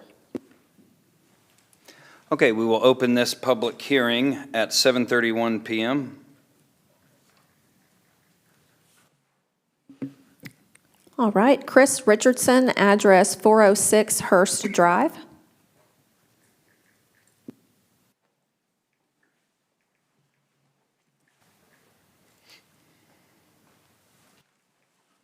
Welcome, Mr. Richardson. Thank you very much. It's clear that this room is full of contention.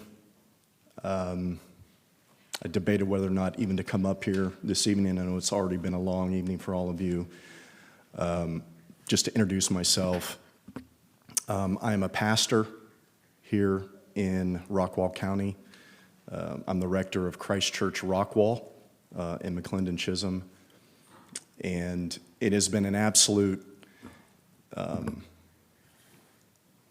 incredible 5 years that we've been here living in Fate. We live in Wood Creek. It's been a blessing to be here. We've met so many wonderful people, have a wonderful congregation. We've enjoyed getting to know many of the leaders here in the community. I'm probably the only one here who is not on social media. So I cannot speak to, thank you, sister. I cannot speak to some of the backroom conversations that have taken place. I'm certainly not going to speak to procedure or process. And I'm certainly not here to attack or accuse or malign anyone. Many of the people in this room I've never met. I don't have a dog in that fight. My purpose this evening was simply to give more of a personal affirmation of someone that I've come to love and respect, and it's this man, Rick Manival. Many of you may not know Rick has been a very faithful, dedicated church member of our church for many, many years, even preceding my arrival in Rockwall. He has served on numerous advisory councils, and he has done so with an exemplary character. In terms of commitment, and I've heard the word also character a lot this evening, I'm going to add, in terms of the trifecta, competence.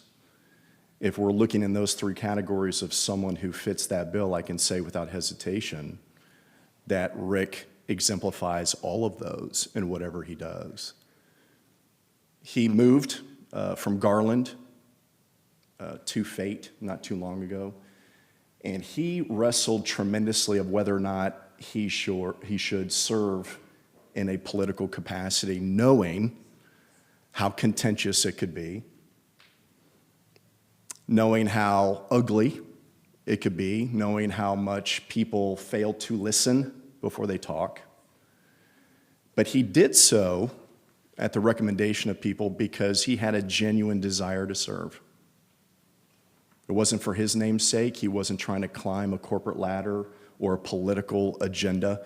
He simply wanted to serve and to make Fate better than it is.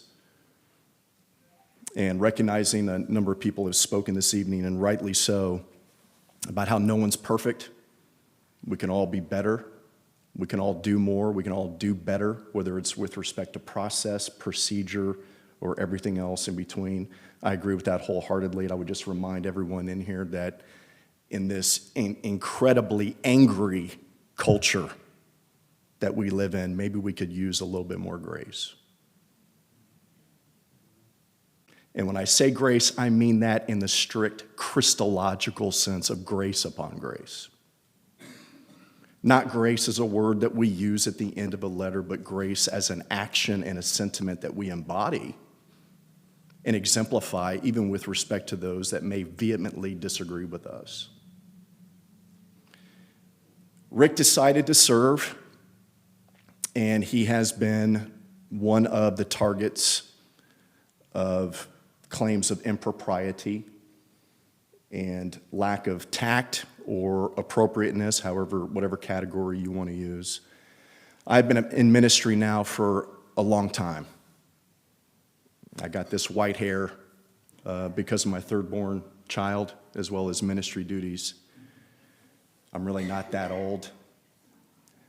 But in that frame of time, I have truly seen people who have lied and manipulated and schemed and been part of infidelity and have been backbiting and betrayal and every other category of impropriety that you could think of. When I think of Rick Manival, I think of none of that. This is a man of incredible integrity. Now, I know my weight of opinion probably doesn't hold that much weight for many people in this room. I really don't care, because in the 5.5 years I've gotten to know Rick, I know who Rick is and I know what his heart is. He is a man who loves the Lord, he loves his church, he loves his community, and again, he's not in this for himself. He's in it to make our community better. Is he perfect? No. But some of the things that I have heard and have been privy to in terms of accusations against him have been absolutely mind-numbing, to say the least. Because that's not the Rick I know, that's not the Rick I have come to experience in the past 5.5 years. As you might surmise, yes, I'm against his recall. As his pastor, as his friend, as his neighbor, there are very few people that I would entrust my family to, my friends, and my dog. My dog hates everyone, including me, but he loves Rick. That says something. In fact, Rick, is it safe to say he's your best friend, aside from your wife? Today, he was my best friend. Thank you. So I just want to put that out there for public record. He is a man of integrity and honesty. There are very few people that I would unreservedly go to bat for. He's one of them. We've gotten to know Andrew a bit, and he has been an absolute tremendous blessing in many respects to my family. Haven't had that experience with others.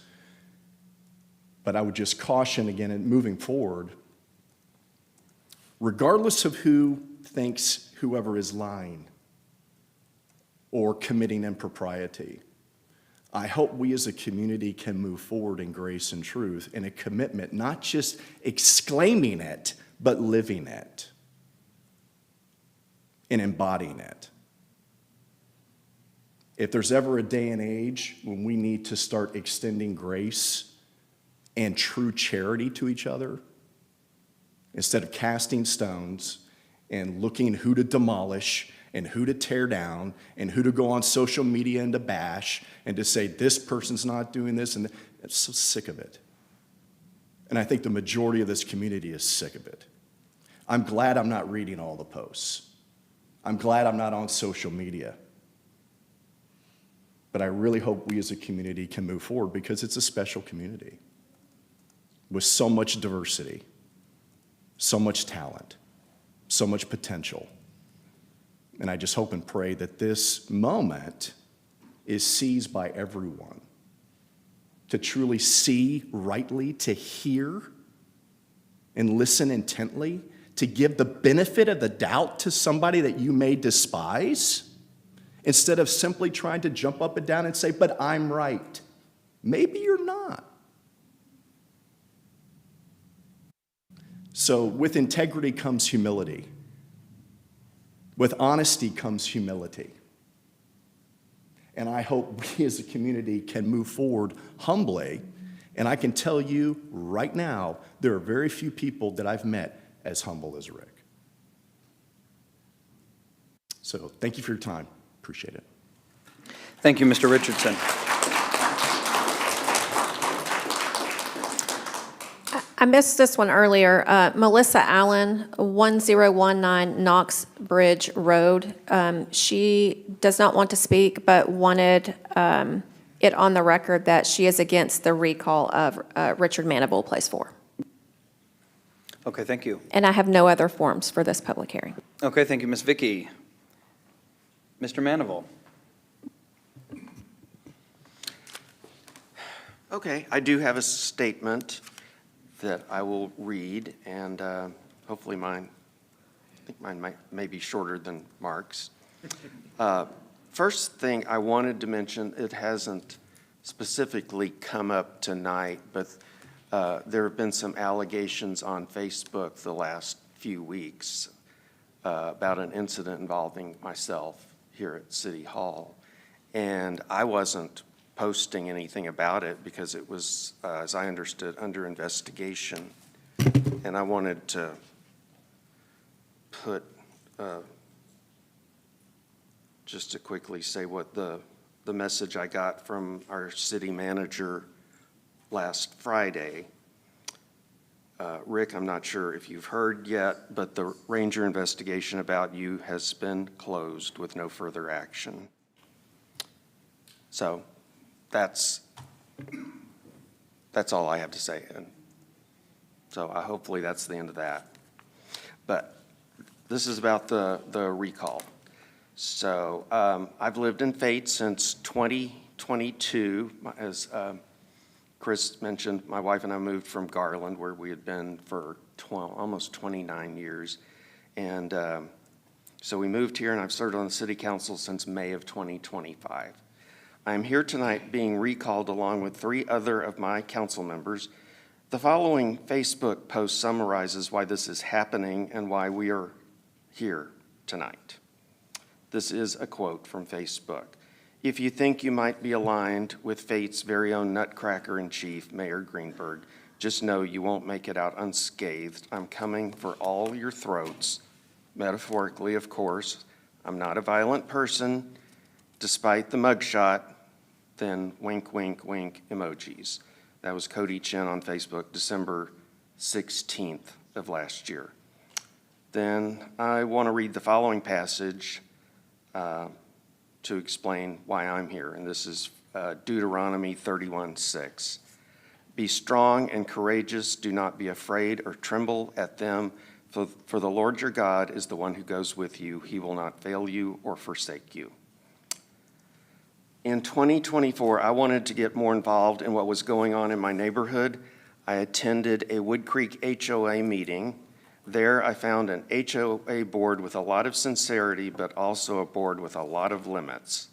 At that meeting, I also met a Wood Creek neighbor who was willing to visit with me more. Out of a couple of visits with him came a suggestion that I consider running for city council. I considered it. Around that time, sometime after that, there was a public safety bond issue before the voters. I arranged to meet with the Director of Public Safety, Lyle Lombard. He gave me a full tour of the police headquarters and the main fire station. I showed him an idea that I had that I thought might not call for spending as much as the bond issue proposed. He looked at it politely, even though it did not seem to be the scope of what he had in mind.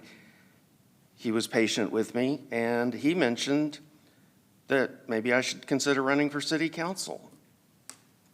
After these 2 encounters, I knew that I could not ignore what God might have in mind for me.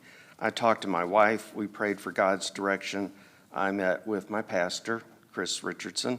He knew what I brought to the church board for many years. He supported my calling to serve on the city council. So in February 2025, I filed to run in the May 25 city council election. Putting myself out there as a candidate was a very new experience for me. I tend to be more introverted, and I am as far from being a natural on Facebook as you can imagine. But I got out and met hundreds of voters, fate voters, by knocking on doors, attending forums and home gatherings.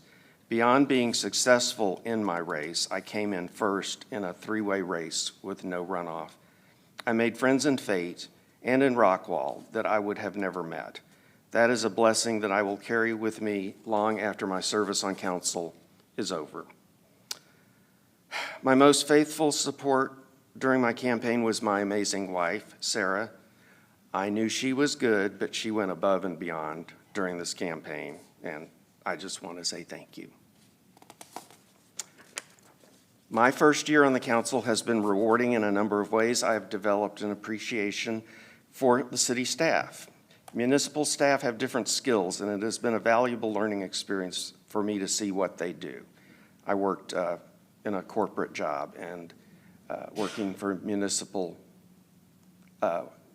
jobs, they're different. So I learned. I also believe that my life and career experience have allowed me to add value to my service on the council. My years of work with budgets gave me the needed skills to ask tough questions. Sometimes the answers just helped my understanding of what's going on. Sometimes they led to savings and reallocation opportunities, particularly in how the city handled the most recent surpluses.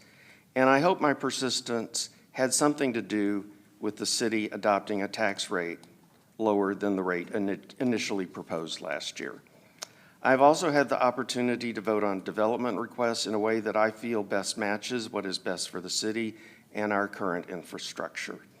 I am looking forward to continuing to serve the city, and I hope that I will have that opportunity. But for that to happen, I must now face a recall. This is something that I never expected, as I'm sure Andrew, Mark, and Martha did not either.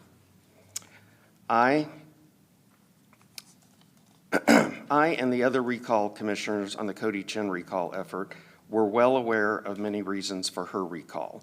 It has been pointed out that we did not use a list of reasons during the collection of signatures.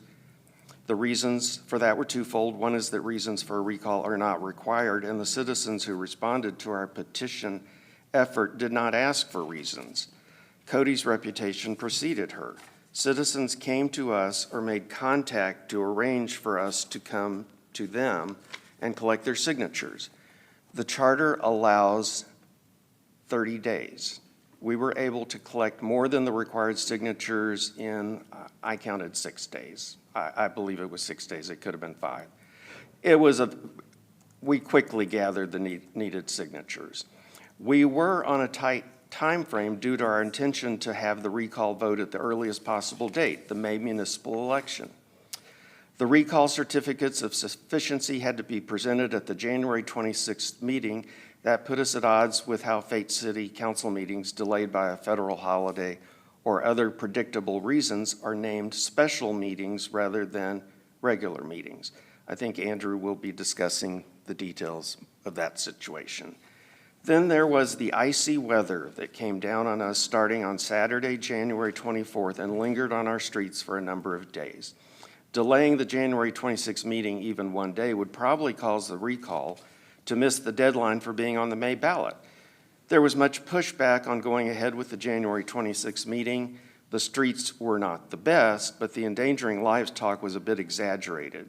As I have lived in North Texas for 43 years, I have never experienced a weather situation that kept me or my family homebound for 3 full days. This was no different. On the morning of January 26th, I left Fate. I drove to downtown Dallas for a previously scheduled medical test. That trip was safe and uneventful. Later, I went to the Fate Whataburger. The dining room was so full that I decided to go somewhere else that I knew never has a crowd. Sorry about which, in Stag Plaza. So no crowd there, but I got my food. While I was waiting to order my food, a friend of Cody's came up to speak to me. He did not like that I was involved in recalling his friend, though he was decent to me. We spoke for a few minutes about the recall. We were both obviously out and about, and neither one of us mentioned how foolish we were to be out on that day. We were just two regular guys, and it did not come up. During that day, up to the time of the council meeting, I saw healthcare providers, doctors, nurses, technicians, fast food workers, convenience store employees, people who just wanted to get out that day, and I also saw first responders.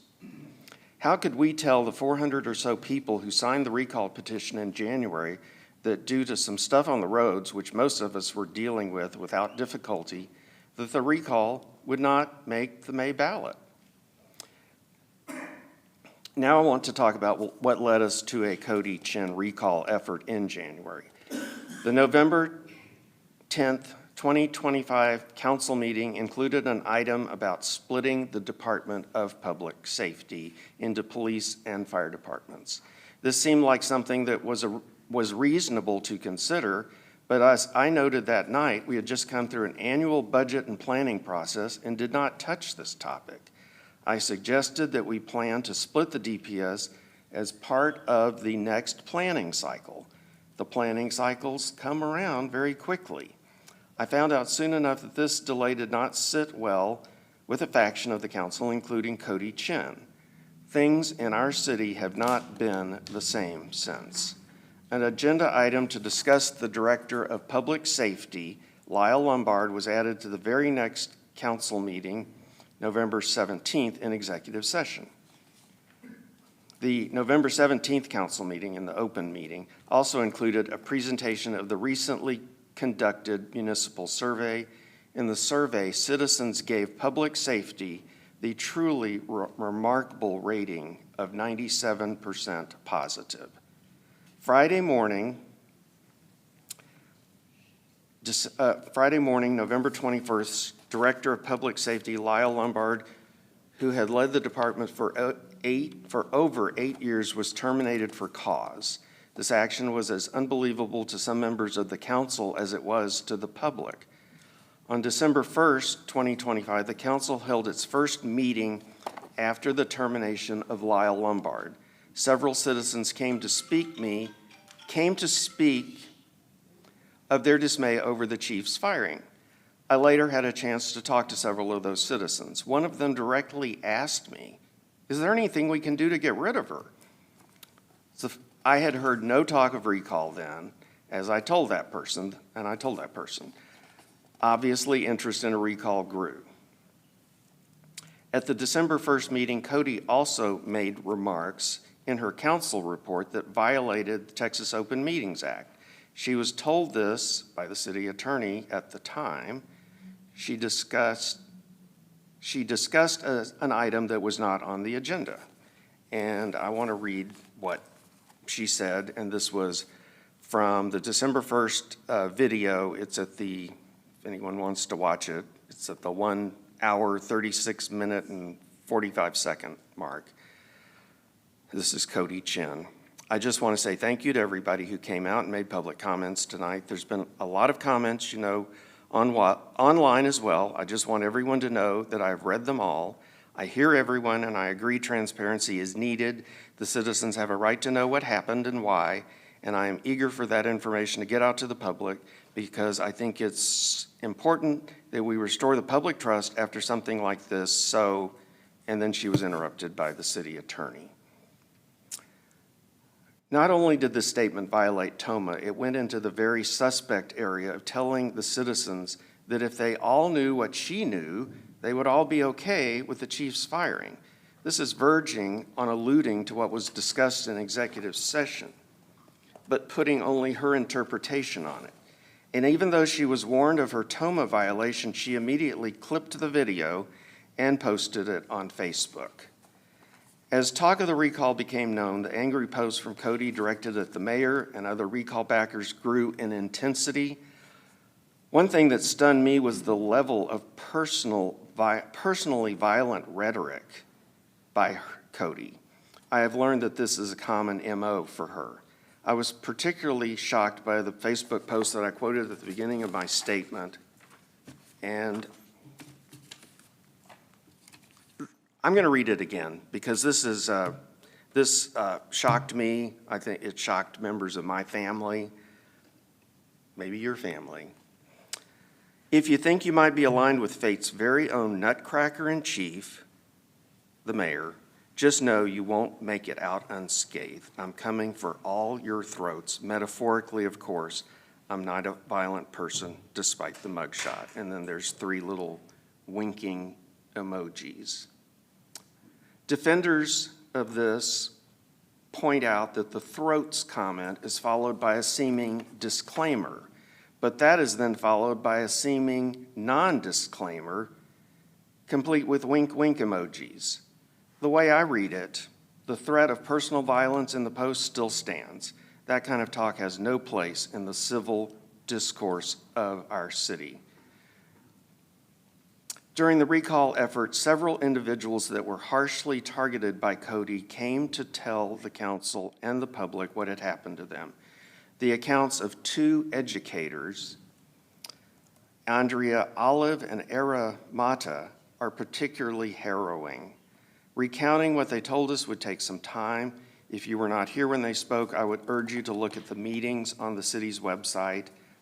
And I want to read these so they'll be in the record. Andrea's comments were at the February 2nd meeting at the 33 minute and 50-second mark. Aramata spoke at the February 9th meeting, and her comments are at the 44-minute and 13-second mark. At Cody's February 12th, 2026 recall public hearing, a friend of Cody's actually had the audacity to tell us that the recall was all about social media. Not a single story involves the real world. She was not kidding. Try telling that to any adult or youth who has ever been cyber-bullied. After seeing what Cody was willing to do to Chief Lombard, I had no misgivings about being part of the effort to recall her.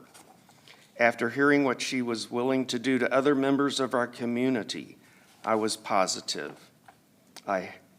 we had done the right thing.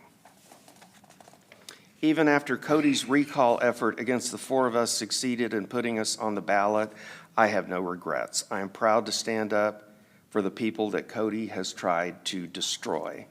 I am also committed to doing everything I can to make sure the 4 of us are not recalled. And I didn't really have any written things. I just think the idea of recalling all 4 of us would be ridiculous.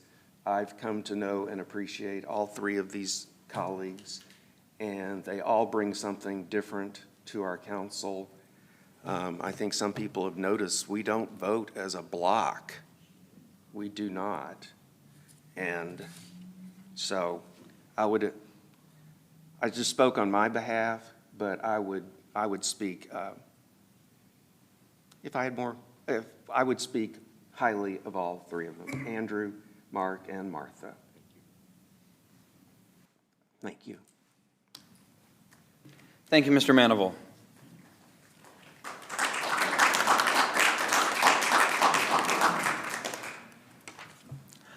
Okay, Ms. Vicky, next item, please. Would you close that public Oh, hearing? yes, I'm sorry. We will close this public hearing at 7:59 p.m. All right, next item. All right, next we will go to item 4A, conduct public hearing and discuss, consider, and take any necessary action on the petition to recall Andrew Greenberg, mayor. Okay, we will open this public hearing at 7:59 p.m. Okay, first is Karen Kaiser, address 1093 North Churchill Drive. Welcome back, Ms. Kaiser. Thank you, Mr. Mayor.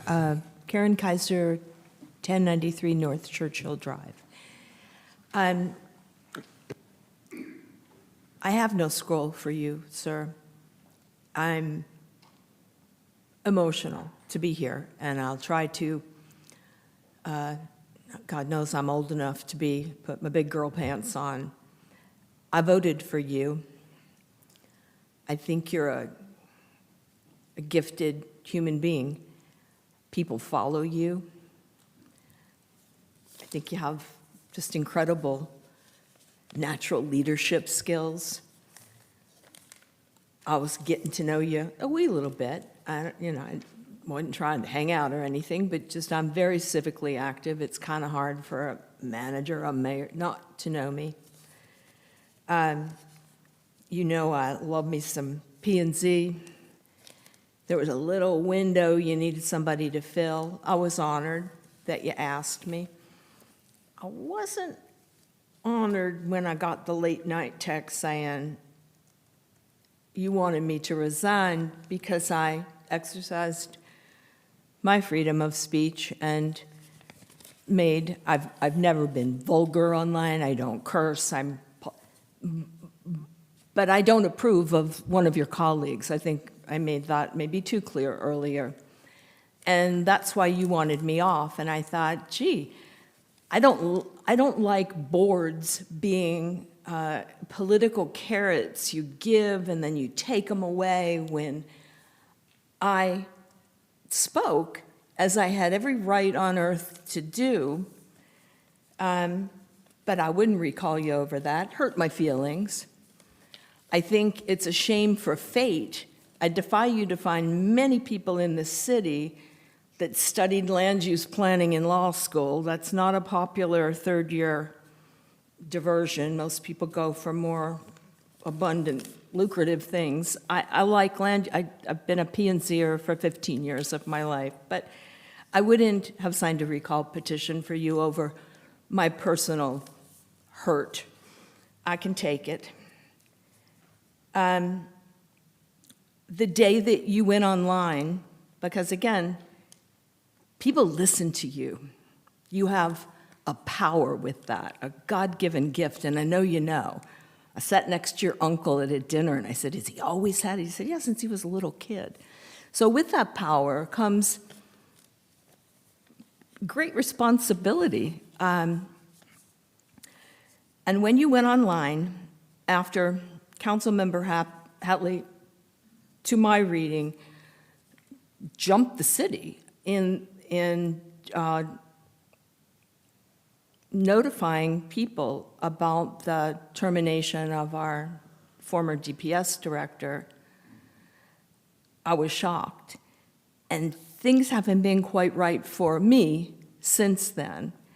I knew that you ran for council in Rockwall. I know you're somewhat new to fate. I don't think you're all that familiar with what went on in our DPS. Law enforcement's kind of a big family, and even though my son's with a different division, he doesn't work for this, people talk, and I knew some things that perhaps you did not. But again, you're who people listen to and follow. Your colleague, perhaps not so much. He's got that little core group. Everybody listens to you, Andrew. An entire party, an entire county. Probably goes bigger. Statewide.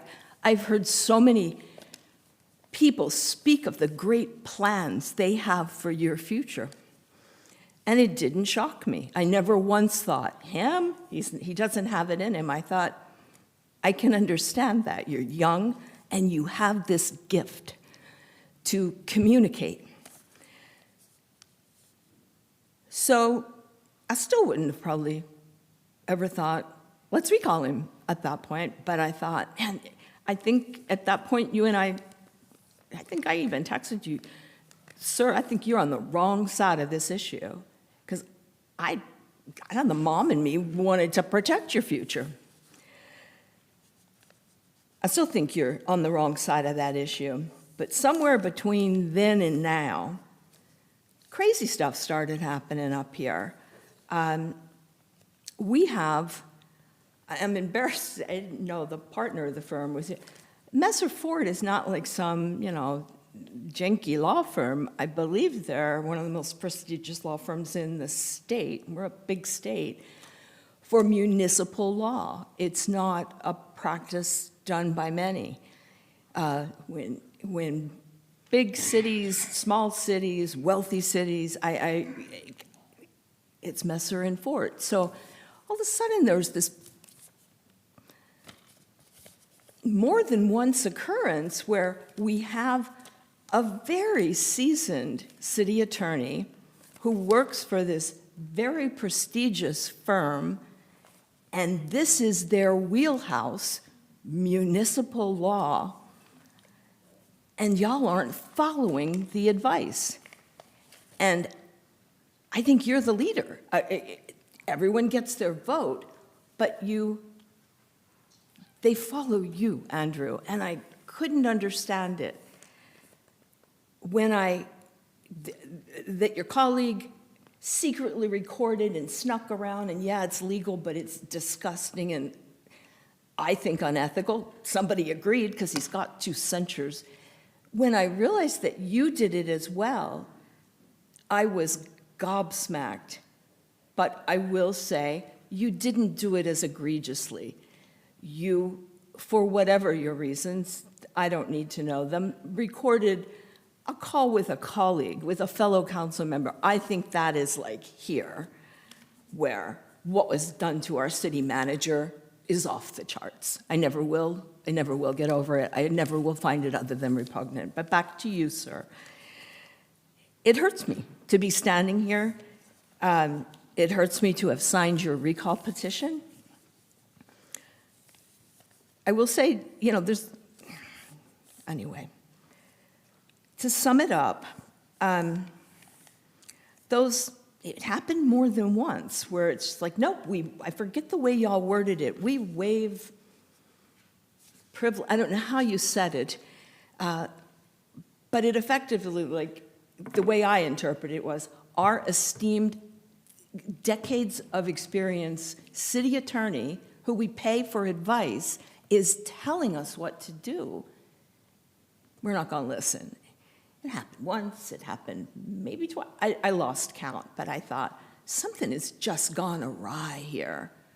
And then more and more with this one about one man, over 30,000 people, and more importantly, all the fire officers, all the police officers. I never heard anybody ask about them.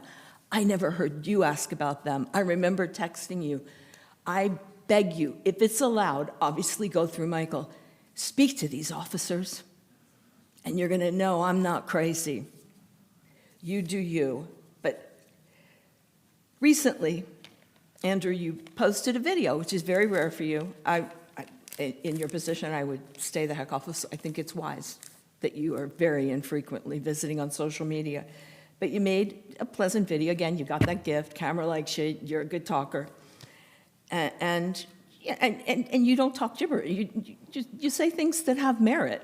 But you said consistency is the key to lead a city, I believe. I don't remember exactly the phrase after that, but you said consistency is the key. So color me surprised when, after, sadly, now a pattern of ethics violations, because I think some people, one person perhaps lacks the moral fiber to sit up there. You followed a different process Monday when it came to you. And I thought, well, if everybody else's information gets brought into the light because it's all about openness and transparency, whether it's Cody Chin, who seems to be the star of the night. I mean, my Lord, you can't recall her twice. So, I don't understand why she was such the topic. She has nothing to do with anything that has to do with y'all. I don't get that connection, but clearly y'all do because you talked about her all night.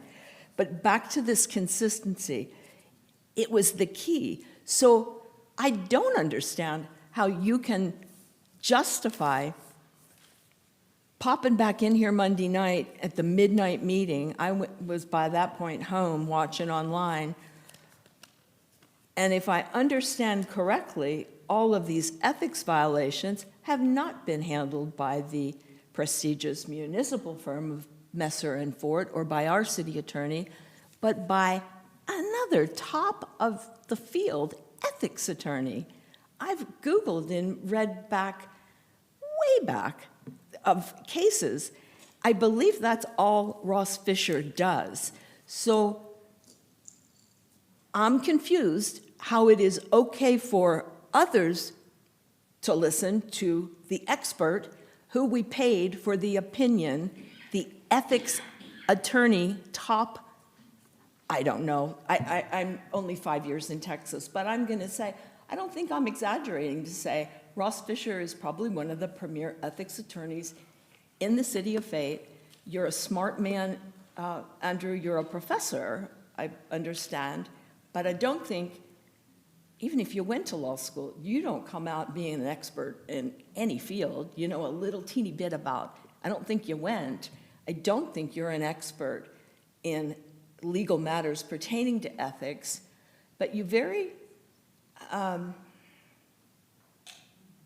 flippantly almost came back in here, and I know you lead them. I mean, I can't fault you for that. Like I said, you're a born leader.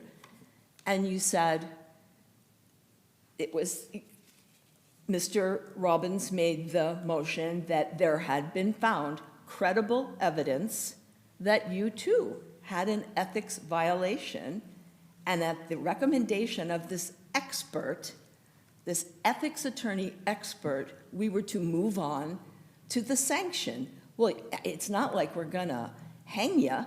It's a nothing. It's barely a slap on your hand. But I'm not okay that you think you know better than Ross Fisher. You think you know better than Jennifer Ritchie. You don't. And you know a lot, and you have a lot of gifts. But I found that a collective thing of, I won't say of the four, of three of you, that you know better than Raju Anthony. You know better than Michael Kovacs, who he should hire and fire. Y'all don't. You're all kind of new to governance. And I think there's just a profound lack of respect to not take the legal opinion, even if it's taking one on the chin. If an expert tells you you had an ethics violation, I think you can take that to the bank. But you seem to have it all figured out. I don't know what goes on in closed session.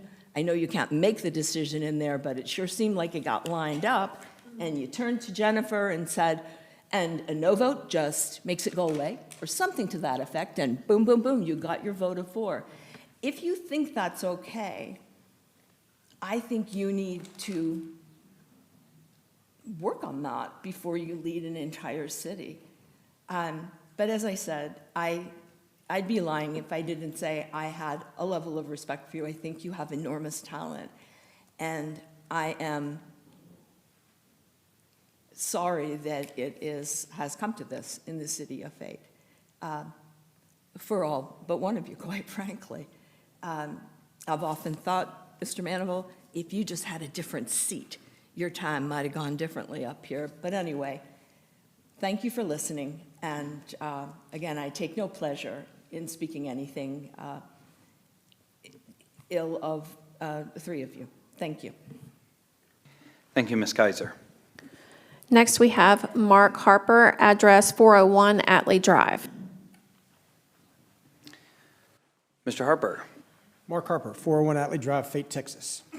Mr. Mayor, I just want to stand up here and say, you know, at one point I actually enjoyed working with you. I thought that we actually, you know, were going to be able to work together quite well. You actually had my respect, even though we didn't necessarily agree on everything that we talked about and everything that we did up here. You still had my respect as a council person. You lost that respect the day that you recorded me and leaked that information to an opinion blogger. Anytime that you would do that to a sitting council, anybody, a council person, whoever it is, somebody that you think is their friend is pretty low on the totem pole. So, you know, that to me was irreversible. At that point, you know, I probably wouldn't have signed a recall on anybody had this whole shit show not started up here with the recordings and this and voting on this to release information that we knew that was already been released. Again, seemed like a political hit to me. So, again, I hate that happened. I thought we were, making progress. We started out a little rocky. I mean, the first day you asked to meet with me, you didn't show up. You left me standing in a restaurant as a no-show. And I still, and that was when you were running for office, I took the time to meet you again and talk to you and thought, hey, and I actually voted for you to be the mayor. So, and as Karen Kaiser said, it kind of pained me again to see that the fact that you released the information, you recorded it, and yet when they find you guilty, you voted away like it didn't happen. And that's where the public gets to speak on whether or not they think you were guilty of what you did. So overall, that's all I have to say. I appreciate it. Thanks. Thank you, Mr. Harper. There are no others signed up to speak, but Melissa Allen, address 1019 Knox Bridge Road, wanted it known that she is against the recall petition for Mayor Andrew Greenberg. Okay, thank you. Okay.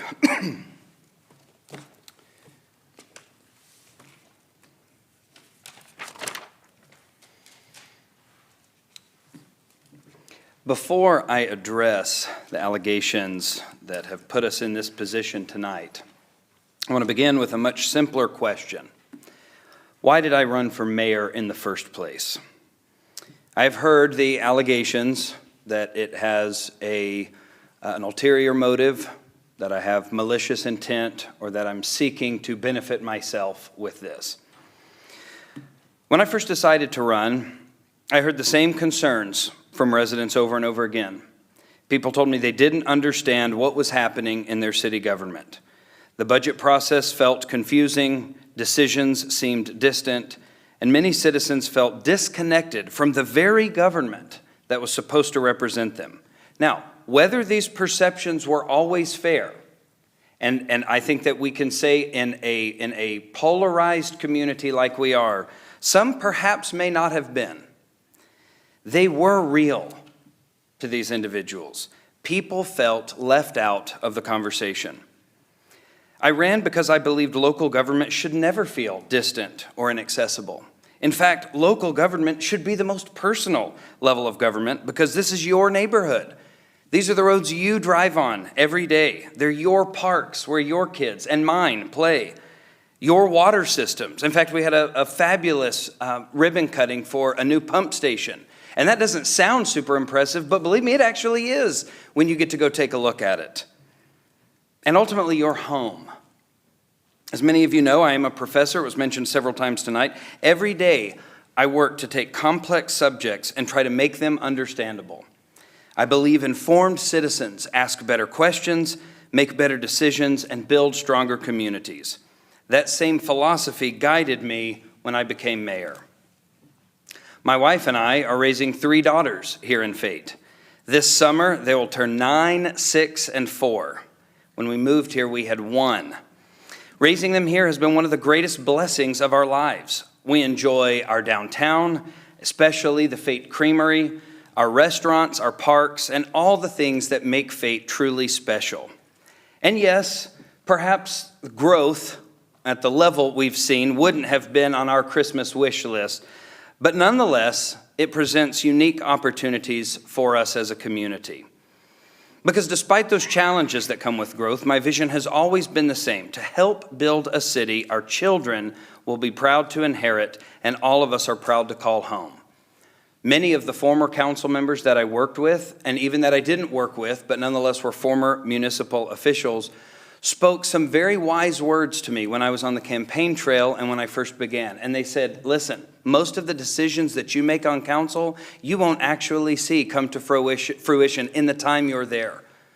But the next generation will. So make sure you build something special. Now, if that was my vision when I ran for office, it's only fair to ask another question, and many have asked that tonight. Have I lived up to that vision? The honest answer, not completely. I envisioned regular meeting recaps, frequent town halls, and even office hours when residents could simply stop by and talk about their city. I was excited about that one on the campaign trail because I hold office hours as a professor. The reality is I have not lived up to all of those aspirations. Those that make that critique of my performance are correct. It's not an excuse, it is simply the truth. There have been times when I could have communicated more, engaged more, and done better. It is interesting, half of the people want me to be online more, half do not, so that creates its own conundrum I have to navigate. But I also will acknowledge that even as one of the accusations made against me on the now infamous non-distributable information that was released, I did have a campaign advertising disclosure issue involving language on a campaign sign. My signs said "paid for" by the Andrew Greenberg campaign, and I was put to task for them not saying "political advertising paid for" by the Andrew Greenberg campaign. I do want to apologize if my Andrew Greenberg for mayor sign caused anyone confusion, but it was in fact a political advertising sign. That was my responsibility. I corrected it, and I learned from it. I have made mistakes. I have fallen short of some of my own expectations. You heard tonight a citizen criticize my own open and transparent acknowledging of my mistake. I want you to think about what that means for a community when, regardless of what happens with the recall, each and every one of you will vote for the next individual to keep us in these seats or to remove us from these seats. Is it the desire to communicate, to understand, and to discuss these issues? Or have conclusions already been drawn, and without all the facts and information, we have already made up our minds? But I do want to also say this. Making mistakes is not the same as acting dishonestly, and disagreement is not misconduct. That brings me to many of the criticisms that I do want to address that have been raised over the last few months. Some involve decisions I have made. Some involve disagreements over how I exercised the office of mayor. And one in particular, yes, has received more attention than any other. My recorded phone conversation with former Councilwoman Cody Chin. Yes, the conversation was recorded. I understand why some people disagree with that decision, and I respect that viewpoint. If that decision and that decision alone invites you to recall me, then I cannot change your mind. But at the same time, I do want to address, I was hearing serious allegations involving top city leadership, personnel decisions, and matters with significant implications for our city, including but not limited to claims of corruption within our city departments. You can imagine as mayor the significance that has on somebody who is supposed to be in the center chair, running these meetings and making sure your community works for you. Different people were telling me different stories. I wanted and I sought an accurate record. Let me be very clear on this. If a lawsuit occurs, it is not because of recording city information that was discussed. It would be because of an improper or inappropriate city action. Consider the issue. When we're talking about these inaccuracies, and I'm pointing out that I've heard several, we often will say we should talk about them. But if we do, it's going to hurt the city. But if we don't discuss them, then we're lacking in transparency. We have to make a difficult choice there, ladies and gentlemen. Sometimes getting to the truth is going to make everyone uncomfortable. The truth is, I did not record that conversation because I wanted ammunition. I recorded it because I wanted accuracy. Facts matter. Truth matters. And leaders have an obligation to make decisions based on facts rather than the rumors that they're hearing. The conversation involved a council member, not city staff, as was claimed against me. No evidence has been presented showing how I personally benefited from that recording. In fact, I would say the exact opposite. I have personally not benefited, to the maximum degree, from that recording. The recording later became subject to the Public Information Act process, where I released it to the city. But my discussion with a private citizen was to ensure that the record being presented was accurate. Now, you may not agree with every decision I made. Reasonable people will often disagree, and that's great. but disagreement is not misconduct. The recording is not the only decision people have questioned. I've also been criticized for holding a special council meeting during winter weather. My belief was simple then and remains simple today. If the people of Fate are willing to show up and do their jobs serving their citizens, then your government will show up and do the same. I will not shut this government down while our businesses and private entities stay open, period. I've also been criticized over whether a meeting should have been classified as special or regular. My view was equally simple. Procedural labels should not be used to delay lawful public business. Government exists to serve citizens and respond to their petitions, not avoid actions simply because it may be more convenient. Now, you may listen to everything I have just said and still disagree with me, and that is your right. But that raises an important question. When does disagreement become misconduct? Because that is ultimately what this recall is asking you to decide. Many of the allegations circulated in support of this recall effort are conclusions rather than evidence. I'm accused of securing special privileges or benefits for personal gain. What privileges? What benefits? From whom? Where is the evidence? I'm accused of intentionally misleading citizens. Which citizens? What information? When? Where is any of that documentation? I'm accused of allowing electioneering while denying citizens equal opportunity to speak. Which citizens were denied? What meeting? What evidence exists? I'm accused of threatening people to be reappointed to boards. I will point out the accusation made tonight was true. I did ask Ms. Kaiser to resign from Planning and Zoning. I asked her after she offered her resignation if she thought I felt it would be better to help heal the city moving forward. I've expressed a belief, and there have been others that may come forward, and I would welcome them to do so. We can have an honest, engaging dialogue and discussion. I do believe that all of our elected and appointed officials should work to bring down the toxicity that has been plaguing our city. And yes, that includes me asking individuals to refrain from going online and speaking out against somebody that they have to work with. Not only is it just bad taste, but it leaves the impression in anyone's mouth, any citizen's mouth. Are the people that we have elected and are those that are appointed making the best decisions for Fate? Or are they making decisions because they disagree with somebody on another board, another commission, or sitting at this council? If this is seen as threatening, again, you will wish to recall me, and I have provided you for public consumption that I did, in fact, ask somebody to resign. But it should give us pause to ask, what has happened to our city? Citizens were asked to support the removal of elected officials based upon allegations often presented without supporting evidence and without an opportunity for response. This is referencing the infamous page that says across it, do not distribute or photograph. Thank goodness someone did and got it to me so that I could address even today what some of those accusations may be. Transparency, somebody said it, I forgot who, but transparency has become the buzzword of the evening, and it should not be selective. It should apply to everyone, including me and including my critics. One thing I have found is the easiest path in public office is often silence. You would be surprised at how many people, both that support me and that are in opposition to me, have said, you should have just kept your mouth shut. The safest path is often to avoid difficult questions. The most comfortable path is often to leave certain things alone.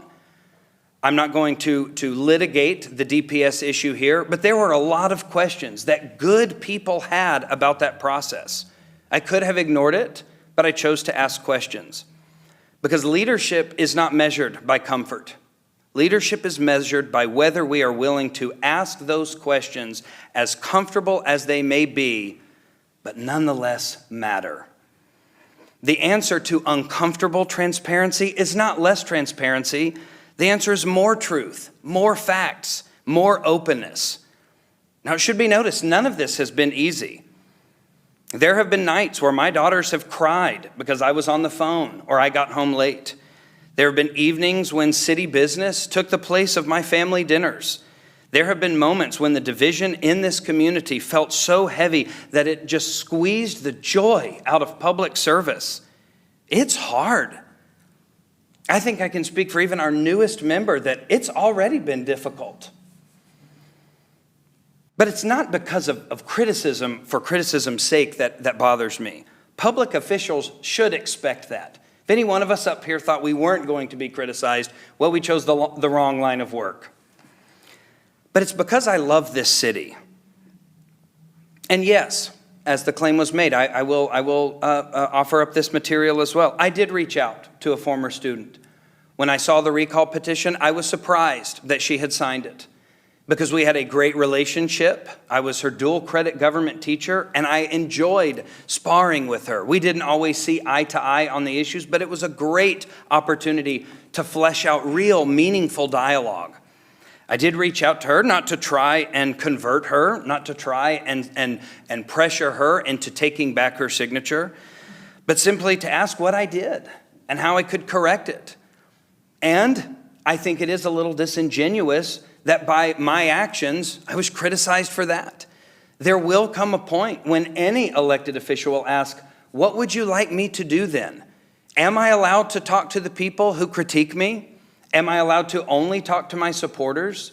Should I try to bring down the level of toxicity in the city? Or should we just leave it the same?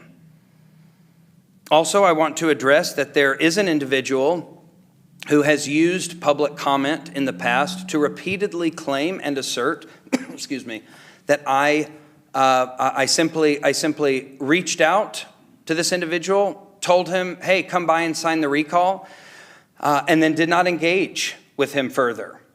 And while I won't mention his name because I don't want this to become a he said, she said, and I actually do want to bring down the toxicity of our great city, I did check just to be extra sure. And I asked, I have heard you are interested in signing the recall against Cody Chin. May I come by? If there was no interest there, a simple, hey, I'm not interested, would have sufficed. So too would have well, I would like to discuss this further, and I would have been happy to sit down. I spoke with several residents as I was circulating the petition who did not wish to sign the recall petition, and I said, thank you for your time, and I walked away. That's all I would have asked for. It is unfortunate that the public comment process was weaponized to spread false truths. We have lost the art as a community of talking and discussing with those with which we disagree. And that is unfortunate. Some people have interpreted my silence at times, especially online, as indifference or trying to hide information. The truth is quite the opposite. There are moments when the hostility and division surrounding these local politics have become so overwhelming that it is difficult to add another voice to the noise. It's not because I do not care, but because I care deeply that I decide it's better to refrain from commenting and creating more issues and trying to seek another solution. Yet, despite all of these challenges, the work of governing continued. We conducted thoughtful budget discussions. We focused on resident priorities. We strengthened the important programs that we had. We approved a tax rate below what many expected. We continued laying the groundwork for an awesome and thriving downtown that will help make Fate a unique destination in Rockwall County. And I will add, it is becoming a unique destination in Rockwall County. Downtown Fate is starting to be recognized for what it is, a sense of place. And what we do, not just behind this dais, but out in the community, what we do when we show up to these meetings and seek to engage in meaningful conversation will absolutely shape the direction of Fate far more than I will as your mayor or any of these members will as council. Fate and its direction is so much bigger than any one of us. While controversy often makes headlines, and many people are addicted, yes, I say addicted to it, because we have seen the reports that dopamine hits are very high when people engage in controversial conversation on Facebook. Government still matters. As I reflect on everything we've discussed tonight, listening to the individuals who have come forth, being humbled by many of the comments made tonight, I keep returning to the same question. What does faithful leadership look like? For me, that question has always been shaped by my Christian faith. Being mayor has never simply been about budgets, zoning cases, infrastructure projects, or even council meetings. Those are all important. But it's about more than that. At a deeper level, I believe public office is stewardship. Scripture teaches that government exists as a servant for the good of the people. Government should never intimidate citizens, nor threaten them. Government should serve. The prophet Micah wrote, "He has shown you, O man, what is good. And what does the Lord require of you but to do justice, love mercy, and walk humbly with your God?" Throughout my time as mayor, I have tried to pursue those principles, to seek justice through truth and transparency, to show mercy by remembering that disagreement does not make someone an enemy, and many people who do come and speak at public comment, when you hear their voice shake, when you see their hand tremble, you recognize this is a big moment for them, getting up in front of a group of people to speak, sharing intimate details of their lives. We've had tears from behind this public comment lectern before, and that matters. And so that mercy, showing people that simply a disagreement doesn't have to mean that one is an enemy. And to walk humbly by recognizing that I am capable of mistakes. I do not believe God will someday ask me whether every vote I cast was popular, but I believe I will be responsible for whether I acted faithfully and with how I was entrusted to steward our city. As I close tonight, I do not expect everyone in Fate to agree with me. Reasonable people can look at the same facts and reach different conclusions. That is part of democracy. I understand why people may disagree with me. What I struggle to understand is why disagreement has to be treated as wrongdoing. Speaking of that wrongdoing, let me address this, because the question was made and because I do desire transparency. There is a lot of back and forth that I cannot discuss because of it being in executive session, but my commitment regarding the ethics cases that were brought up on Monday, this past Monday, is I will work with our city attorney to find what can be released, and you will see a statement from me online. Years from now, I hope nobody remembers every council vote. I sure hope nobody remembers this chapter in Fate and the controversy. And I certainly hope we forget all of these fruitless social media arguments. But I do hope they remember this, that Mayor Greenberg was someone they sometimes disagreed with, sometimes strongly, sometimes vehemently, but they knew he cared about Fate. They knew he cared about its people. They knew he ignored those online attacks and deliberately chose not to insult back. They knew he was trying to do, even if it's not the way I would have, knew he was trying to do what he believed was right. Long after all of us are off this council, whether it's through recall or finishing out our terms, Fate will remain. Its families will remain. Its schools, its churches, they'll all remain. Its businesses, and the more that we get and the exciting ones coming in, will remain. The children we are raising today will inherit the city we leave behind.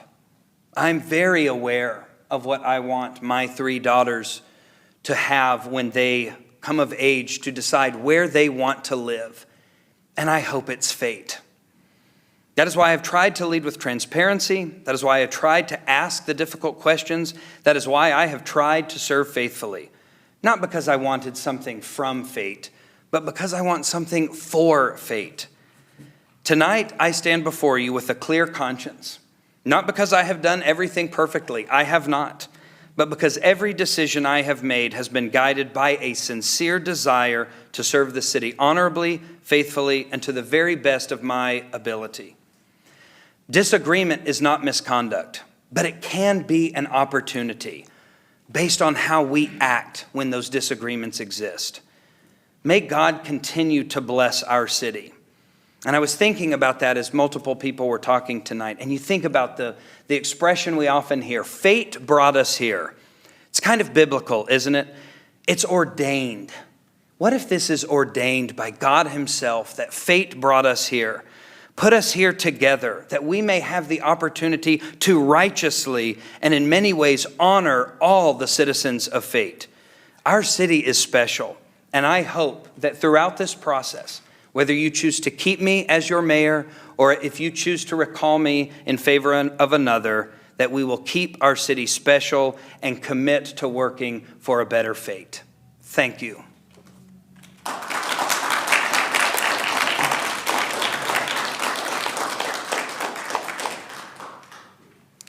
We will now close the public hearing at 8:40 p.m. Ms. Vicky, next agenda item, please. Next will be agenda item 4D, which is discuss, consider, and take any necessary action regarding ordinance number O-2026-040, ordering a special election to be held on Tuesday, November 3rd, 2026, for the purpose of determining whether Andrew Greenberg, Mayor, Rick Manival, Councilmember Place 4, Mark Hatley, Councilmember Place 5, shall be removed from office by recall. And on this one, council, I know I mostly ask you guys. I will make the motion to approve ordinance number 02026-040, ordering a special election to be held on Tuesday, November 3rd, 2026, for the purpose of determining whether Andrew Greenberg, Mayor, Rick Manival, Councilmember Place 4, Mark Hatley, Councilmember Place 5, shall be removed from office by recall. Do I have a second? I will second. Thank you, Mr. Hatley. Do I have any discussion from council? Seeing none, please vote.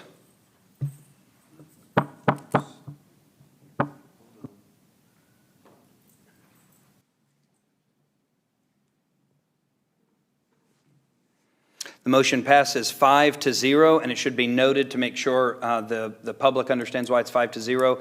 Mr. Robbins is absent from tonight's meeting. The vote passes 5-0. Thank you. Ms. Vicky, next agenda item, please. Next will be agenda item number 5, adjournment. Do I have a motion to adjourn? I make a motion, we adjourn. Do I have a second? Second. Motion and a second. Any discussion? Please vote. And by a vote of 5-0, we are adjourned. Thank you for your presence here, for your words, and may God continue to bless the city of Fate. Thank you.